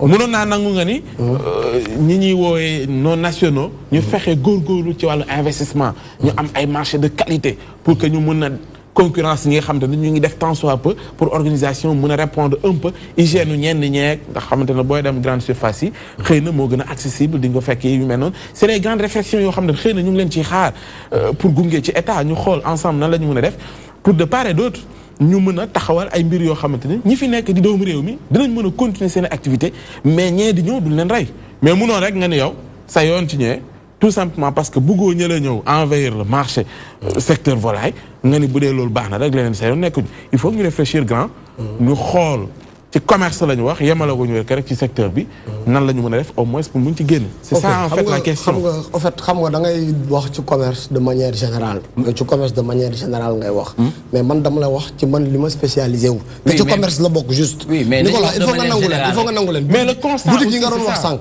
boutique yi nga doon wax sànq mais ñaata boutique ngay dugg ci Dakar yi man sama produit mi ngi fa le goût du poulet dama dugg marché Castor bi ngay wax sama produit mi ngi fa. est-ce que xam nga ne boo waxatee léegi dañuy waxtaan. je suis très sérieux parce que dañuy liggéey te on a des responsabilités. mënoo di wax sa entreprise rek mi di ba léegi non xaaral dañuy waxtaan. bu nekkee mënoo ko dañ ñu xam comme ça ñu mën a jàll ci leneen mais mënuñu loolu mënu non c'est un débat la ñëwal ñu defal la ay spot. ñëwal ñu defal la ay voix. ñëwal ñu defal la ay jeux concours. ñëwal ñu defal la nangam ak nangam. ñëwal ñu def partenariat. mais bàyyi tout entreprise bi yàlla may nañ la waaw fii nañ la mën a may na yem nag. d'accord amul benn fois très bien. merci xam nga c'est un débat boo xam ne ça soulève benn problématique bu un peu difficile petit commerce ak les grands distributeurs je pense que tey état mi ngi def lu ko war état mu ngi def lu ko war pour soutenir les petits commerçants maintenant naka en quoi faisant naka mais il y a beaucoup de stratégies yoo xam ne état da koy def fii di jàppale les petits commerces financement yaa ngi fi ci réew mi gars yi ñu ngi financé ñenn ñooy financé avec la DER la délégation à l'emploi rapide. état bi parler de quelque chose boo xam matul sax. ñaata est-ce que mat na 6 mois. matul 6 mois. est-ce que mat na yow jeune nga yaa ngi ci milieu informel yaa ngi ci informel bi. laajal ay jeunes yi nekk ci informel yi déposé état di leen may ay financement ñu dem. je veux dire loolu yàggul par rapport ak li ñu waxtaanee. lu yàggul ak léegi deful 6 mois grand. wax ñu leneen loo xamante ne non c'est que dama la bëgg a ne y a eu des avancements mënuñu ne rek dëkk baa ngi stagné. loolu kenn mënu ko wax loolu kenn du ko dégg ci man. non exactement en tout cas ci man kenn du ko dégg. dama ne l'État fait de son mieux. pour n'est-ce pas essayer de par voies et moyens. son devoir. voilà les petits commerçants ak yooyu. mais quant à nag les grandes surfaces man dama nangu la compétitivité. tey Auchan fu mu tijji gis nga keneen mi ngi tijji ci wetam di ko concurrencer nañu liggéey. nañu ñeme compétitivité ñeme créativité. est-ce que xam nga ne tey même bu nekkee ubbi na fii mu am keneen ku ubbi ci wetam mënul concurrencer ak moom parce que doole yi bokkuñu. parce que produits yu bëri à 90% des produits yu nekk ci biir foofu noonu bitim réew la jógee. donc moom mooy mën a xam yan prix la koy mën a jaay ba pare date péremption bi sax du yàgg. du nekk du am écart bu yaatu donc loolu tamit il faut ñu wax ci parce que ki nga xamante ne moom mu ngi yor boutique à côté muy Pape Ousmane muy ñefee ci benn affaire moom produit bi fii la koy jëndee day def ay partenariat ak grossistes yu mag yi grossistes yi ñëw di ko livrer muy fay par quinzaine wala par semaine wala mu am yenn yoo xamante ne cash lay fay donc doole yemul de mais man Nicolas man j'ai l'impression que moom dafay contredire boppam parce que man dama koy dégg léegi mu ne que d'accord na ci développement d'accord na ci concurrence après ma déggaat ko mu ne Auchan lu ñuy def baax na nga boo ñëwee ne Auchan lu muy def baax na d'accord nga ci concurrence d'accord nga ci développement après nga ñëwaat ci beneen côté bi nga ne te dañu war a jàppale ñi nga xam ne ñoo nekk ci réew mi commerce bi nga xam ne ñoom petit commerce bi comme ni ñu koy waxee léegi ñoo rek ci réew léegi man duma xamati yow kon lan ngay xalaat j'ai l'impression kon da ngay contredire sa bopp boo nee nañ leen jàppale d'accord naa ci développement ak yooyu noonu Auchan lu ñuy def ba après nga ñëw ne waruñoo investir waruñoo marché bi waruñu ko ñëw dugg ci dañ ko war a arrêter tëj marché bi yow lan nga tudd Fatou Awa Badji je pense que yow yaa ma comprendre yow tu m'as pas compris effectivement man dama la bëgg a ne soo seetloo depuis sànq maa ngi insister non dégg ma soo seetloo depuis sànq maa ngi insister ci compétitivité ak créativité tey Awa Badji soo duggee Auchan tey di nga fa gis produit bu tudd par exemple awakaani yow su fekkoon tey jeune sénégalaise tey bon financement créer sa entreprise di jaay légume wala soble wala kaani nga ut sa label bu ndaw ut sa ruku bu ndaw def awakaani soo demee traité ak Auchan bu dugal sa produit nga jaay ko mais du moom rek balaa muy ñëw c'est pour insister sur le critère innovant. commerce da ngay innover. loolu laa la bëgg a yëgal waxuma dama d'accord à 100% ak Auchan. musoo ko dégg sama mais am na ñoo xamante ne avant musoo ko dégg man dama d'accord à 100% avec Auchan. musuma ko nangu. te Auchan bu fi bëggoon tey di importer ay ganaaram muy ñëw wala muy importer ay soble Europe muy ñëw mais du ma ko nangu parce que day dooleel day rey commerce Sénégal. d'accord mais est-ce que xam nga day rey le petit commerçant. est-ce que xam nga ne balaa muy ñëw. d'accord mag Auchan 100%. balaa muy ñëw xam nga amoon na li ma ne mooy mu ngi dugal ay nit yoo xam ne ñu ngi ci réew mi di liggéey. seen produit ngi dugg ci boutique Auchan ak yeneen. ñu koy jaay produit yëpp ñoo nekk ci réew mi yeneen yi dañ jóge bitim réew lay jóge ñu koy indi fii di ko fi jaay ci biir Auchan. non débat boobu du ma si dugg ay débat bitim réew ay jóge bitim man li ma la mën a wax mooy yow nga wax débat bitim réew li wax ay ginaar yi def ay 1 mois nekk ci ay yooyu nañ leen arrêté buñ leen indi.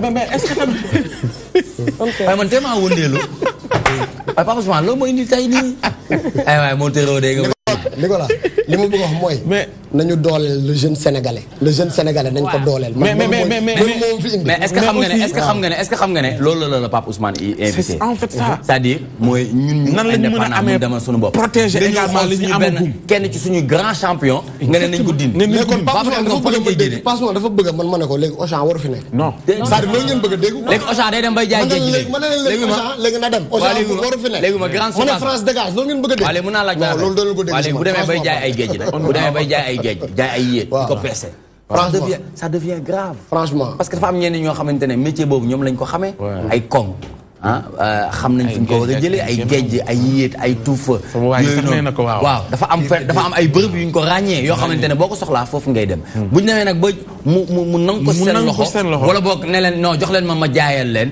yooyu yëpp c'est une façon de prendre la place c'est comme li ñuy wax ci chinois yi bëgg a ubbi seen kii yoo xam ne xamal laa comprendre ngay wax géej yi ngay wax ak yéet yi ngay wax yuy dugg biir Auchan man ñoo ko produire ay tubaab lañ wala ay sénégalais mais kon sénégalais boobu kon li mu effort yu mu def ba dugal produit Auchan kon da nga ne non waru ko dugal dafa war a toog ci table am xam nga sànq maa ngi la koy wax mais bàyyi woo ma xel nee naa la balaa kër gu mag bii ngay wax nii ngay lim balaa muy ñëw dañ doon sénégalais yàgg nañu collaborer ak grande surface yi du ma tudd nag benn tour mais lépp luy grande surface bu nekk Sénégal xam naa ne sénégalais yàgg nañu collaborer ak ñoom am na ñoo xamante ne ay donnettes la ñuy defar am na ñoo xamante ne ay nangam la ñuy defar mais dafa am critère bu ñu ko war a defee pour ñoom ñu mën a liggéey ak ñoom te critère boobu sénégalais yi musuñu ci jug parce que sénégalais bi moom moo la njëkk a bëgg hygiène mais kii ak foqale la wane waaw il faut nga ko faut ñu war a bëgg a jël lépp alors que mu jël lépp franchement maintenant man en fait c'est ça la question doolu mës a dégg sama génn non France dégage wala Auchan part loolu indi ma non c'est-à-dire oui ma ñun xam nga il faudrait que tamit ñu déggante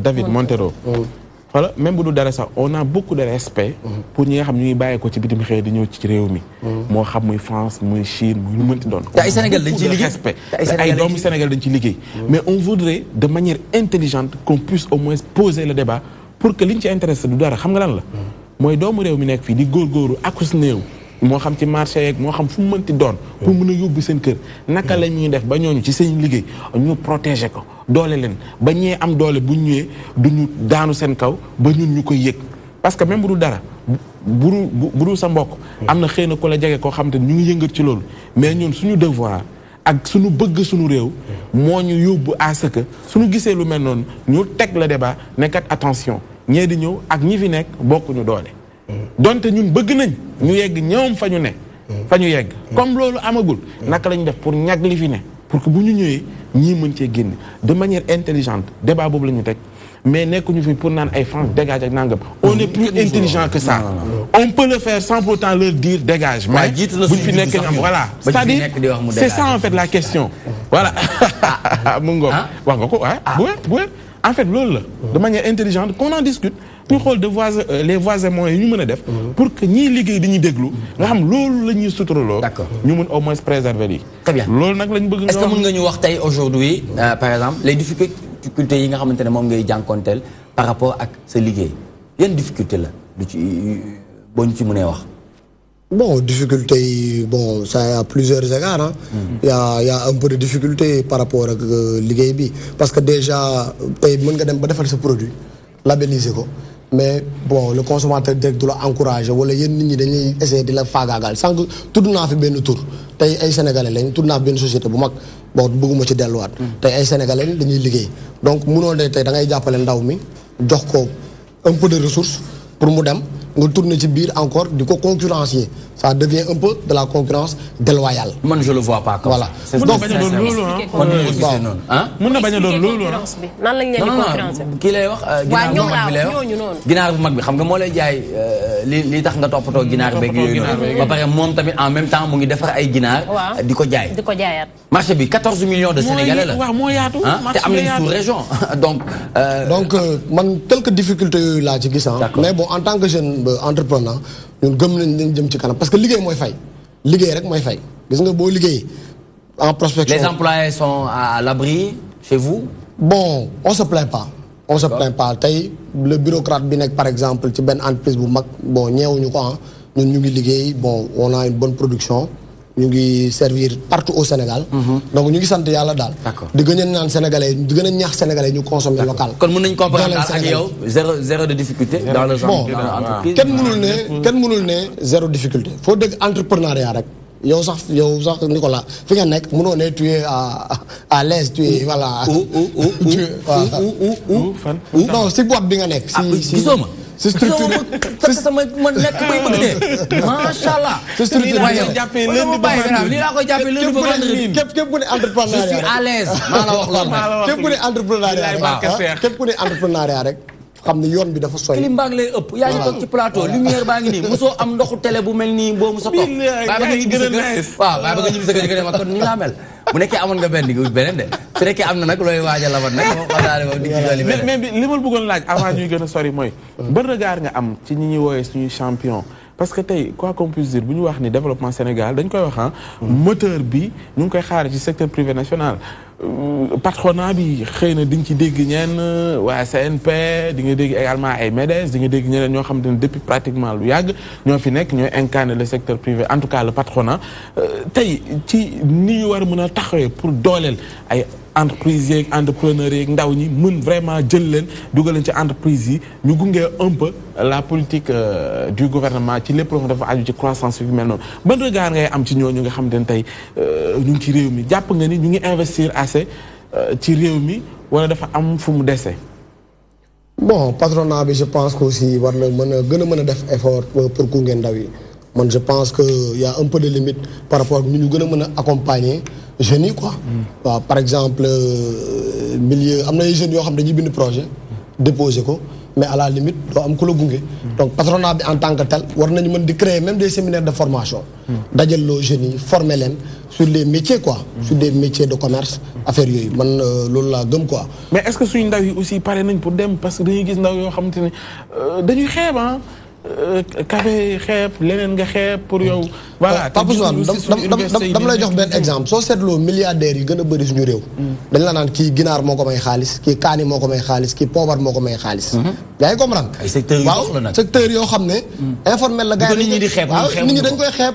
di ut ay jobu bureau di ut ay job yoo xam ne bon non c'est pour vous te montrer que am na ay jeunes yu jàng am ay diplômes comme ñooñu mais dañu préférer dem def dans l'entrepreneuriat def de l'informel. comme yow. waaw bon comme man ak ñeneen ñi ci réew. ah non yaa fi toog yow la ñuy wax très bien merci beaucoup monsieur Montero on y reviendra tout à l'heure toujours waxtaanee lu jëm ci quel avenir pour les petits commerces face à la grande distribution ñu ngi ànd ak ba tey ki nga xamante ne moom mooy le grand Papis Morin Mbaye mi nga xamante ne percussionniste la donc ñu gis ci parcours bi ñi nga xamante ne jot na liggéey ak ñoom lu ci mel ni Rafa groupe Rafa Mao Otayik nag boo ñu ko déggee xel yi dafay dem ci Marema Fall parce que moom mooy chef d'orchestre am joué ak Henri Congé Cheikh Lo Carlo Di ah. Henri Di Congé. Henri Congé. fii bindoo fi loolu de waaye ba tey bindal nga ma Cheikh Lo Carlo Di Vieux Birahim Sall Takayfa ak Marema ah naka nga mën a joué ak ñii nii yëpp te ku ci nekk bokkuñu timbre musical. exact loolu mooy formation bi ma jaar tey mooy jazz bi si tu comprends jazz dafa mel na nga ni axoraan bismillah sóorutu ba Yacine la donc man Yacine laa commencé musique. ah bon. kon commencé loo Baqara yow. non Yacine laa jógee pour dem bismillah c'est pourquoi je comprends toutes les choses. D'accord très bien mais aujourd'hui est-ce que doo am ay difficultés par exemple boo naree jouer ay concert wala nga am ay tournées parce que dama gis ne jot nga am ñenn ñoo xamante ne ñoom nga liggéeyal ci yëf bi Cheikh Anta percussionniste. Cheikh Anta sama xarit la. moom laa invité ci. Bass Thioung bi ban Bass Thioung la Bass Thioung benn la. bi way kon yes. kon yes d'accord moom moo la joué percussion moom tamit. Thioung moo la joué Thioung d'accord Mamadou Seye moom moo def technique bi. mooy ingénieur de son bi. d'accord Vieux Ibrahim Sall. mention spéciale parce que voix yi ngay dégg yëpp moom moo ko def. d'accord tey boo toogee est-ce que di nga fier ci say plus de 15 ans ou 20 ans d'expérience musicale. bien sûr comment. parce que liggéey la boo xamante ni dama ko def. d'accord pendant 15 ans yoo xamante ni dama ko galéré di jug di ànd ak samay grand ñu may teete di ma woon yoon xamal ma ni ma fii la. d'accord. tout le début sera difficile. Très bien. Maintenant, tout début est difficile, mais est-ce que sur le plan international, vous avez une chance de jouer ñeneen? Si. Par exemple, kan nga ci andal génn? Groupe jazz bi Milim. Milim. D'accord. And ngeen tourné. D'accord. Def Lisbonne, def partout quoi dellu soir. Lan moy secret percussion? Secret percussion moy travail. Moy travail. Chaque jour. D'accord. Lu tax percussion seen loxo yi di dëgër ni di mel nii ah xanaa ngeen doon am jabar. man wala ngeen di sol gant. non man du ma sol gant noonu def. dinaa am jabar de wax dëgg yàlla. waaye am naa doom sama morceau bi morceau bi nga njëkk teg Binet la tudd. Binet la tudd waaw parce que gis naa nga def. moom laa ko tuddee. pourquoi Phare des Mamelles c'est quoi. Phare des Mamelles. c'est un truc boo xam ne xam nga man bi may commencé sama début 7 ans. à l'âge de 7 ans. j'ai été un pêcheur. Pêcheur. Mool Yoff. Waaw. J'ai fait 10 ans de pêche. mais Phare de Mamelles bii moo daan guidé parce que man maa doon capitaine gaal. d'accord mais Phare bi moo muy guidé pour mu ñëw dugg Dakar. est-ce que. kon yow napp nga guddi. ba taay. mais dañ koy tere jamono yi yow loo ci xalaat. waaw loolu c'est un risque boo xamante ni soo koy wax mool. mënu la faale parce que habitude la boo xamante ni ci ñun la ne. si sama mbokk mooy. mais la moo nekk ci napp guddi ak napp bëccëg. dara nekku ci différence bi lan la. parce que guddi gi nga gën a ëpp chance. que jàpp jën que bëccëg. ndax la. parce que guddi tu vois de loin. da nga koy seen muy weex à loin. lan ngay gis muy weex. jën wi da nga koy gis ci kaw muy weex. ah bon. si parce que dafa mel na nga nekk ci lëndëm. waaw ma teg benn drap bu weex fële. waaw da nga koy gis. da ngay gis drap bu weex bi nële. waaw donc boo nekkee ci biir géej. bon ça dépend ci lëndëm bi ñu nekk aussi. boo nekkee ci biir géej parce que géej boo ci nekkee ñun bu ci nekkee dafa mel na yaa ngi sa kër parce que ñun dañuy nelaw y a tout dedans. da ngay nekk biir géej da ngay nelaw. da ngay nelaw ba gént. togg ceeb man bu ma toggoon fii léegi ceebu jën nga ni ma saa yow foo dëkk. ah bon barke Serigne Saliou. te yëpp ci biir gaal gi nga koy toggee. waaye gaal bi ban xeetu gaal la gaal bi nu mu toll. gaal yu mag yi gaalu mbaal yi. man ci yii laa jugee. d'accord. def naa campagne fii Yoff Kër Mbayeen ñoo dend Kër Saint-Louis. man lan moo la jëlee ci pêche bi dugal la ci musique bi. pêche bi xanaa doxul. dox na parce que damay dégg ñu naan xaalisu jën day naaw. non xaalisu jën c'est vrai moom du toog. loolu dëgg la sama grand frère mi ngi ci du toog. doo ci mën a réaliser. moo ci réaliser damay dégg ñu naan jigéen ñi di jaay jën en général lu ñu am jëndee ko or toog. billaay mënul toog xaalis bi moom du xaalis buy toog sa loxo. du toog ban xaalis nga ci mujj téye mu. parce que koo ci gis moom xaalis. waaw bu demee campagne ñëw comme ni ñu daan def fii 6 mois soo ñëwee sa xaalis da nga koy jënd terrain nga tabax sa kër au minimum sa famille mën a nekk. kon 6 mois wu géej day tabax kër. day jënd terrain yow 6 mois nga mën a am parce que on est 30 personnes dans si biir gaal gi. d'accord bu campagne bi yëpp jeexee 6 mois yi wala 7 mois yi. ku ne mën naa am ñaata. ku ne mën nga am 800 000 ou 900 000 chaque personne. man sama première campagne j'ai reçu 100 000 francs. kon de nax nañu la. non non. parce que maa gënoon tuuti ci gaal gi. ah yaa gënoon tuuti te am si solo. 7 ans. waaw 7 ans. ñu jox la 100 000 te instant boobu du ma capitaine. non mun non 7 ans da nga mën a affaire bi capitaine kan ngeen. non dama lay expliquer parce que affaire bi par étape la. waaw bu nekkul étape boo ñëwee da ngay nekk mooy li ñuy wax uppa. ñoom xam nañu li may wax. uppa mooy caporal xanaa. mooy bu tuuti bi. waaw mooy caporal. moom upp rek lay def. upp non non uppa da ngay as rek quoi. ah ndox bi dugg ci biir gaal bi dugg ci biir gaal gi rek. yaa koy as di ko génnee. mais loolu gën a metti ci gaal. waaw loolu gën a metti donc loolu def naa ko pendant première campagne bi. deuxième campagne bi ma ñëw ñu yéegal ma niveau. d'accord troisième bi. beneen niveau bi mooy wan uppa. beneen niveau bi après boo jugee uppa. da ngay nekk ci catégorie bu mag bi. catégorie bu mag bi nu ñu koy tuddee. nu ñu ko tuddee. boobu du am tour. amul tour très bien ginnaaw amul tour nag ñu ànd ak yéen dem ci publicité parce que c'est toujours Papis Morin Mbaye percussionniste qui va sortir un album bi nag en exclusivité DTV la ko jagleel parce que album bi génnagul kenn amugu ko man maay première personne bu téye ci album bi en tant que animateur ba pare jot naa ci déglu as tuut suba nag lay def conférence de presse foofu ci l'endroit nag xam nañ ko muy lieu boo xamante ne dafay recevoir ay ndaanaan yu bëree bëri yu jógee sur le plan international et même national day tàmm di leen dajale donc l'endroit lay xew suba inchallah à partir de 16h. Non bien sûr di nga remercier ci kanam tuuti inchallah. On se retrouve tout de suite après cette page de pub, toi-même tu sais.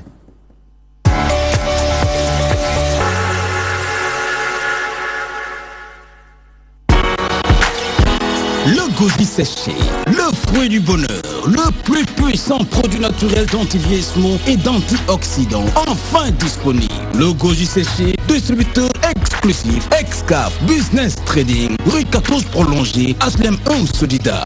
Le goji séché, le fortifiant naturel qu'il vous faut.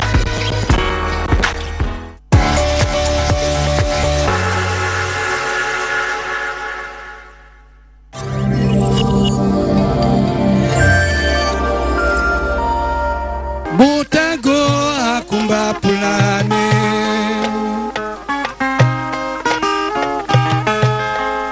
Botago akumba pulane Ekim nacional nono Senegal ya cara menunde tanga fatumbi kesale chumkaya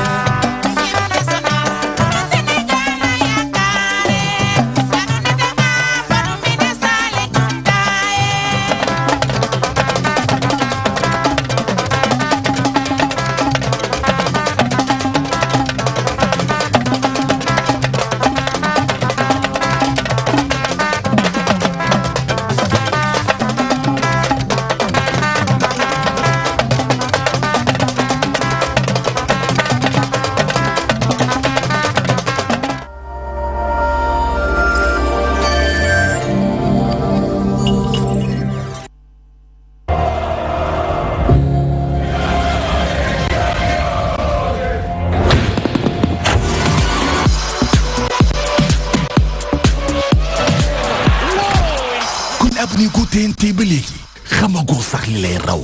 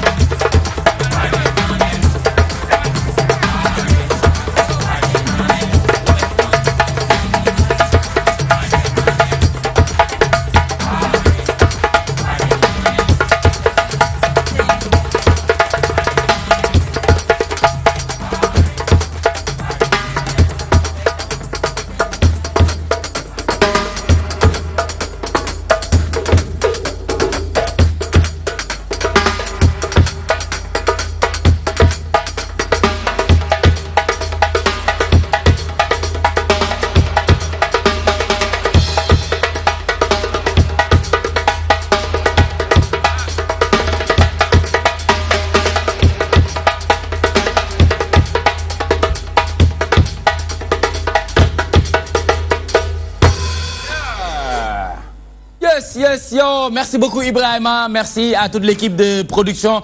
Ñu ngi leen di jaajëfal bu baax a baax comme on a l'habitude de le faire donc 17h 19h ñu ci ànd ak ndaanaan tey nag gis ngeen Papis la ñu àndal muy Papis Morin Mbaye muy percussionniste di def jéego yu am solo maa ngi ko doon laaj nag ñoom bu ñu amee soxla nu ñuy def parce que seen loxo yi macha allah je pense que ñoom guddi bu jotee dañuy sol gant. dañuy sol gant parce que yii moom baaxul ci Maam Diarra baaxul ci Fatima baaxul ci Marème Bousso baaxul ci ki nga xamante ni ñuy tudd Yacine ñuy tudd Yacine ñoom xanaa ñuy tudd Yacine bëgg ñu dawe ñooñu day baax ñoom waaw lii nag dina baax ci mami lii dina baax ci mami waaw mami xam nga mami assistante réalisatrice bi mami xale bu xees bi non mami je pense pas parce que soo xewee xees gisoo ko boo xawee xees lii da lay ñuulal de waaw day dagg sa yaram day dagg sa yaram cey lii très bien tout de suite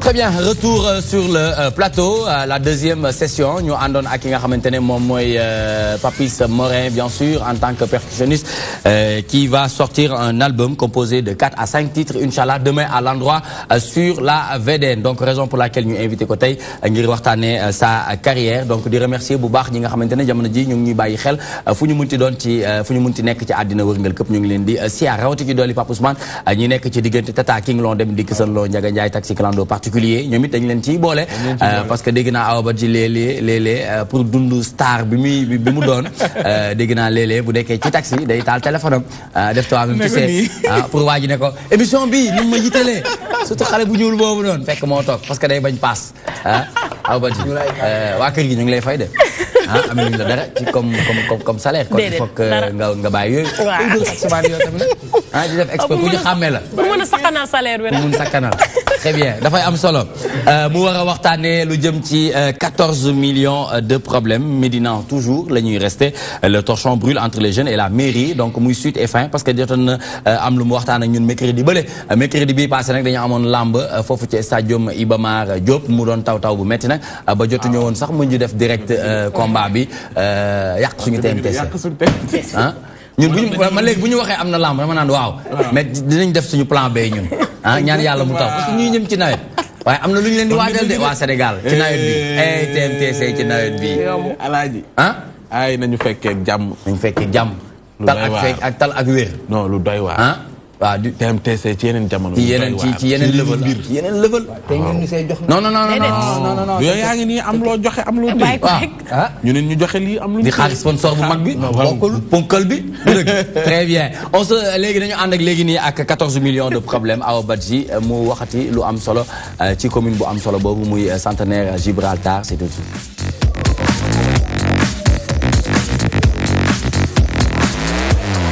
Très bien maintenant comment faire pour que torchon bi moom tooy te bañ a di saxaat di indi ay jafe-jafe parce que defe naa ne lii mairie bi bëgg def ci commune bi da ciy gis boppam mais population yi aussi war nañ ci mën a gis seen bopp. waaw jot nga ko comme ni nga ko waxee nii Nicolas lu mairie bi di def daf koy def pour intérêt population bi tamit yaakaar naa lépp lu ñu war a mën a def rek dañu war a xam ni seen intérêt moo tax. mercredi bi passé beneen bi comme ni ñu ko fi jotee woon wax rek mairie bi dafa sancoon li nga xam ne mooy ay parking privé mais bu mu ko defee mairie centenaire Gibraltar Médina commune bi Médina moo ko def mais bu mu ko defee ñi nga xam ne ñooy population bi dañ koo ñaawlu ba jotoon taxawal benn collectif bu ñu tuddee sauvegarde des biens de la Médina. ñoom nag lu ñu doon wax mooy que nañu génnee parking privé yi jotoon nañ def point de presse boobu nag andi woon nañ ko fi teg ko ngir population bi dégg ñoom li leen naqari mais ci ba ñu jógee ci loolu dem nañ approché ñi nga xam ne mooy waa mairie bi jëm nañ wax ak ki nga xam ne mooy le maire di Bamba Fall mais nanguwul antu ci li ni mel jëm nañ ut tamit ay collaborateurs am mais rien du tout nangu ñu cee wax mais li nga xam ne mooy loo jàpp ne moo ko waral lu ma fekk ñu bañ lu fekk wala ñu bañ ñu yombalal accessibilité bi mais li ma jàpp peut-être moom parce que ci vendredi bi nii passé mi ngi ko doon wax ci li nga xam ne mooy benn point de presse bu mu amaloon di doom désencombrement bi nga xam ne mooy Médina tuddee ko Médina 7 mi ngi ci doon wax mi ngi xamle ni moom peut-être du tontu ñooñu parce que affaire de politique la peut-être que loolu moo taxoon kon ñun buñ ko invité fii sur le plateau mu ne moom du ci wax parce que dafa jàpp ni coloration politique moo am ci moom mais pour gën a gindi li nga xam ne mooy sénégalais pour ñuy xam mbir bu ne fu mu toll ak li ci wax ñun dañoo jël benn extrait ci li nga xam ne mooy point de presse bi nga xam ne moom defoon na ko ci vendredi bi passé ñu déglu li nga xam ne wax na si dellu soit ci plateau bi. Très bien. di wax waa Médina ni ñi bëgg a yàq seen xel jarul ñuy perdre seen temps parce que stationnement du lu ñu improviser du lu ñu indi état bi ko indi yóbbu ko assemblée mu voté ko ni maire bu nekk stationnement lañ koy am bokk na ci sa budget. tali yu mag yi muy Blaise Diagne rue 6 rue 11 Centenaire n'est-ce pas rue 37 yooyu Malick Sy Corniche yooyu nga xam ni am nay banque kii am nañu ay assurance yooyu lañ ko joxe mais waxuñu kenn kër gi nga dëkk sa bundu kër da ngay fay déedéet loolu mënu nekk ndax mënoo ñëw di añ sa kër ñu ne da ngay fay kon na leer tey nii ñu dëkk seen kër fay loo wuñu leen parce que seen kër la fa lañ dëkk mais ñi nga xam ne peut-être ci ay banque la ñuy ñëw ak dafa am luñ fii lijjanti mbedd yu mag yooyu buñ fa bëggee gaare te duñu wër fu ñu gaare mën nañoo fay. Très bien donc ñu dégg ki nga xamante ne moom mooy maire Médina mu di Bamba Fall addu ci yëkkati ay kaddu gën a leeral waaye bu ñu waxee Bamba Fall sama xel dafay dem ci Alaaji Salla Bigué Ndiaye l'ami du président de la République du Sénégal Chéri Neex Borom ak Linguère nga xamante ne jamono ji nañ ko bàyyi mu dallu faaw mu dallu dem ziar yi donc ñu ngi lay jaajëfal bu baax Chéri Linguère ak Neex Borom ñu ngi lay jaajëfal bu baax a baax waaye keroog la loolu démb la très bien. waaw ba tey rek ci gën a mën a xóot ci li nga xam ne moo xóotal ci li nga xam ne mooy débat bi posé ci entre Médina ak li nga xam ne mooy population bi dañ cee waxtaan ak koo xam ne xelam dafa màcc ci wàllu urbanisme ak aménagiste ak aménagement. ñu ngi koy woowee Ibrahima Anne moom tamit wax na ci li nu mel nañ ko déglu dellusiwaat ci plateau bi. très bien. aménagement territoire gis-gis la vision la bu sëri. boo xamante mën na dem ba ci 25 ans mën na dem ba ci 35 ans pour nga jël en charge ñi nga xamante ni ëllëg ñoom ñooy ñëw boo demee ci bitim réew da ngay dégg lu ñuy wax la rénovation urbaine maanaam da ngay gis benn dëkkuwaay boo xamante ni dañ koy def mu am ay jamono yoo xamante ni dafay rouler nga gis gars yi dem ba ci biir ñu gis ni dëkkuwaay bi xat na te am na lu ñu waroon prévoir nañ ko ñu xool ba xam yan bâtiment la ñuy daaneel pour jéem fa def loo xamante ni nit ñi seen i ay besoins dina répondre ak lan fay def. mais tey jii fii ñu nekk nii ci Ndakaar boo xoolee amul benn espace boo xamante ni bàyyi nañ ko fi pour maanaam fowukaay war na bàyyi li nga xamante ni moom lay foofu ay commerce dañ ko fay def mais war na bàyyi foo xamante ni itam espace la yoo xamante ni bu demee liggéey ba ñëw bu fekkee dafay am oto war na am fu mu gaaree oto léegi nag su fekkee loolu prévoiruñ ko ba Médina géographique bi toll foo xamante ni daanaka espace yi nga xam moo doon waroon nekk espace de loisir amu fi mu am espace yoo xamante ni borom kër yi bu ñu ñëwee taxaw fu ñuy war a gaari seen ay oto amuñu ko laa day poser benn problème boo xamante ni dafay naqaree régler te mairie yi itam comme ni mu demee ci acte 3 bii dafa yàq lu bëri ci décentralisation tey jii lii di mairie yi di teg di wut ay ressources mais bu njëkk ba région bi doon na ko jox si doon na ko joxe mooy conseil régional doon na ko joxe bu am foo xamante ni bu fa tolloo ñun la ville yi ñoom ñoo koy joxe am foo xam ba fa tolloo commune yi ñoo koy joxe mais gis na ba ñu diggee conseil régional li ñu yàq kenn xamul lu mu toll. beneen bi si des ñu ñëw indi acte 3 jël ville ni léegi collectivité territoriale yëpp ñoo bokk même niveau te ñooñu. li ni am di ko recouvrer ci ay ressources si loolu lañ daan jël di si def ci biir collectivité locale yi mais tey jii dañ toll foo xamante ni ville yi lanu am bëri na lool te duggatul si collectivité si communes yi léegi communes yi itam ñoom tamit bëgg nañ dem te amuñu pexe yi nga xamante ni moom la ñu war a mën jaar pour dem li nga xamante ni mooy financement yoo xamante ni moom lañ war a am amatuñ ko léegi dañuy wër di seet noo xamante ni noonu lañuy mën a def pour mën a dund pour satisfaire seen. très bien donc ñu koy sargal bu baax muy un aménagiste miin kër gi loolu nekk suñu papa mais nekk suñu xarit aussi ci disponibilité bi nga xamante ne wane na ko pour mën a tontu ci question yi nga xamante ne yaa ngi ko doon aborder. effectivement Nicolas comme moom ni mu ko expliqué rek dafa mel ni problème bi dafa gën a sori parce que comme ni mu ko waxee rek doo xëy rek daal di teg parking ne fii parking privé la wala nga xëy rek daal di créer benn espace de jeu loo xam ne la dañ ko waroon sóor ca ba ñuy sanc peut-être gox bi nga xam ne mooy commune bi nga xam ne mooy Médina Centenaire Gibraltar que ni fii ak d'ici 5 ans wala d'ici 10 ans wala 25 ans dëkkuwaay bi dana gën a yaatu nit ñi danañ gën a yokk nit ñi dinañ soxla école nit ñi dinañ soxla li nga xam ne mooy ay marché wala espace ak yeneen ni mel kon nañuy sóoraale loolu te mu nekk problème boo xam ne peut-être li nga xam ne mooy mairie bi buy teg tout le temps projet dafay am ñoo xam ne ñoo fa représenter population bi nañuy waxtaan ak ñoom suñu waxtaanee ak ñoom peut-être dinañ yóbbu population wax ne lii lañ fi bëgg a def bu boobaa après duñ ci am ay retombées yoo xam ne ñi dañuy kaas wala ñi di def leneen ak leneen ti ci gën a leeral rek comme Bamba Fall ni mu ko waxee le maire mi ngi xamle ni parking privé yooyu concerné wul ñi nga xam ne ñooy population ñi nga xam ne ñooy dëkk ci kër yi parce que mi ngi koy wax ci grande axe yi la ko def fi nga xam ne mooy rue 25 bi ñoom génnee nañ ñi fa nekkoon mais tali Centenaire Gibraltar parce que nee na foofu dafa bëri li nga xam ne mooy ay banque bëri na ay yeneen sociétés yu fa nekk kon ñi nga xam ne dañoo ñëw gaare seen oto bëgg a dugg ci société yooyu ñooñu bu ñu ñëwee ñooy fay mais pas population yi pas riverains yi fa nekk ci boppam ñoom la ñuy fayloo parce que mënoo dëkk sa kër ba pare nga ne su may gaare sama buntu kër damay fay kon lii lépp rek nañu jéem a xool nan lañ mën a arranger le problème jéem a toogaat ak ñoom waxtaan ak ñoom expliquer leen bu baax que ni lii ñu def nii c'est pour leur intérêt moo tax ñu daal di koy def ba pare mi ngi koy wax acte 3 de la décentralisation tamit moo indi problème bi yëpp parce que maire yi léegi amatuñu assez de ressources parce que bu fekkee benn commune boo xam ne yow marché kese nga am wala da ngay gis benn commune mais lu toll ni Médina war na mën a am ay banqaas yu ma mën a récupérer war na mën a am parce que bu demee ba Sicap mën a di am lu mu mën a tànk je pense que Médina gën na ko yaatu foofu waaw Médina moo ko gën a yaatu peut-être xëy na ñoom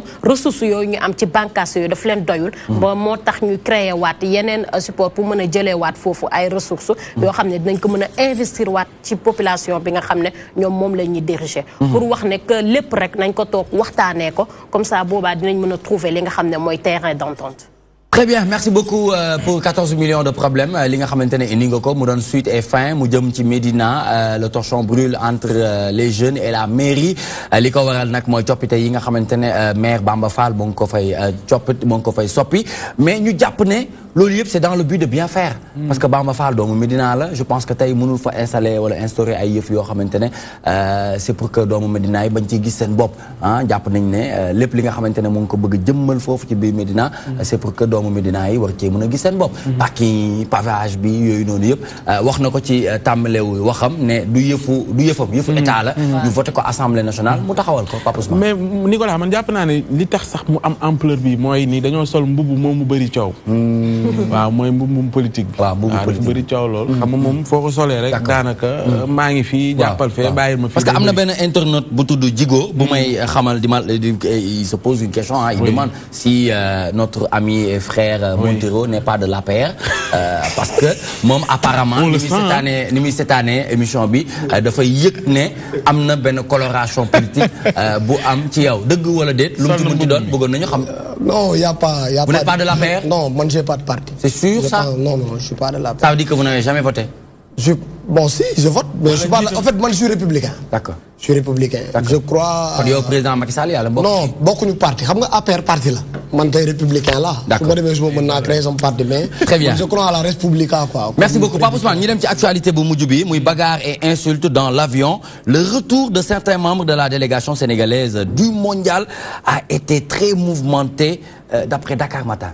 Est-ce que da xëy na défaite bi moo amer ba léegi si seen put yi mënuñu ko jàllale loolu jàll ba duggaale ci li leen waroon indi ba tax ñuy xeexoo ay maa war a nekk ci première classe waruma faa nekk coow loolu ñi waaw mais war nañoo mën a taxawee nii génnoo match de poule ngay taxawee waay rafetul ñoom kay waruñu woon xuloo waruñu woon def dara dañu waroon ànd ak dal rek duggaan ndànk del soir comme ni ñu demee woon parce que bi ñuy dem amul woon coow amul woon vraiment yooyu yëpp dafay wane xëy na que ni rek ba léegi comme on dit défaite bii ñu am ci mondial bi am na ay séquelles yu muy bàyyi. peut-être xii benn la ci yi ñuy xaar. parce que on le sait bi ñuy dem budget bu am solo la ñu yóbbu. absolument il faudra qu'on fasse le point. ni ñu demee ak naka lañ fa nekkee ak bi ñu ñibbi aussi. d'accord mais lu mel ni lu ñu regretté la parce que aussi Sénégal quand même am na benn visage am na benn image bu ñu gis si moom. te lu mel ni bokkul ci image yu ñuy xaar en tout cas ci Sénégal notamment ay sportifs. nga xamante ne fair play la ñu waroon gën a xaar ci ñoom. ñii di wax man première classe laay toog ñii di wax du ma toog deuxième classe. yu mel noonu fii laa toogoon. wala fi toog man maa fi war a toog donc yu mel noonu. Très bien. Merci beaucoup Pape Ousmane, merci beaucoup Awa Badji. Ñu bàyyi notre artiste bien sûr muy Papis Morin Mbaye mi nga xamante ne album bi inchallah album bi ku ko soxla fan lay dem. suba l'endroit. waaw mais ku ko soxla. ku ko soxla na woote ci numéro téléphone manager bi. numéro téléphone bi anam. mi ngi foofu Louis.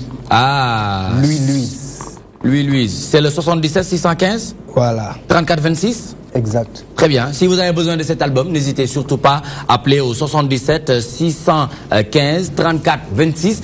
Beaucoup d'effets dina am livraison à domicile. Donc demain, rendez-vous demain, Inch'Allah, à l'endroit. À 17h. À 17h. 17h. Très bien. Ma baye nga def cadeau bu mujj bi. Waaw. Et ça may remercier nak ñi nga xamanteni ñoma jappalé ci affaire bi. D'accord. Comme Yves Soval qui mom l'endroit. Ak Hicham. Hicham. Bi mom Farda Mamel. D'accord. Ak Dieyna.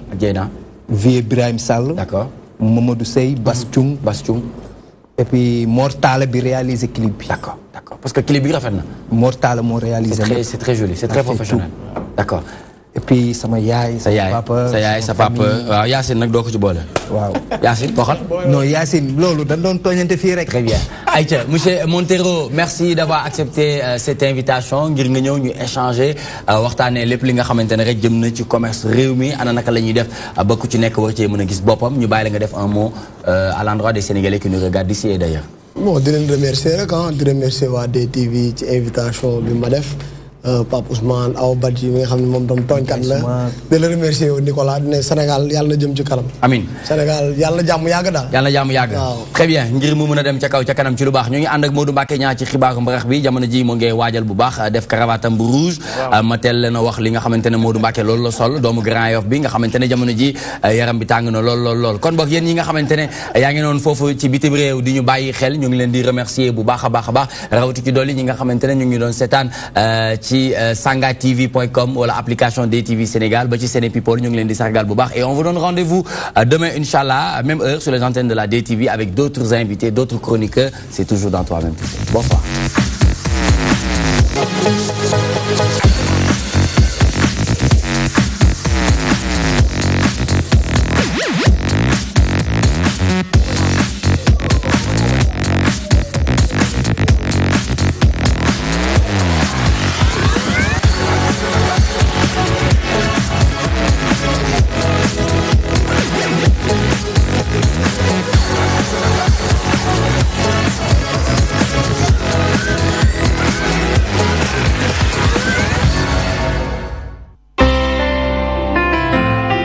Bismillahir Rahman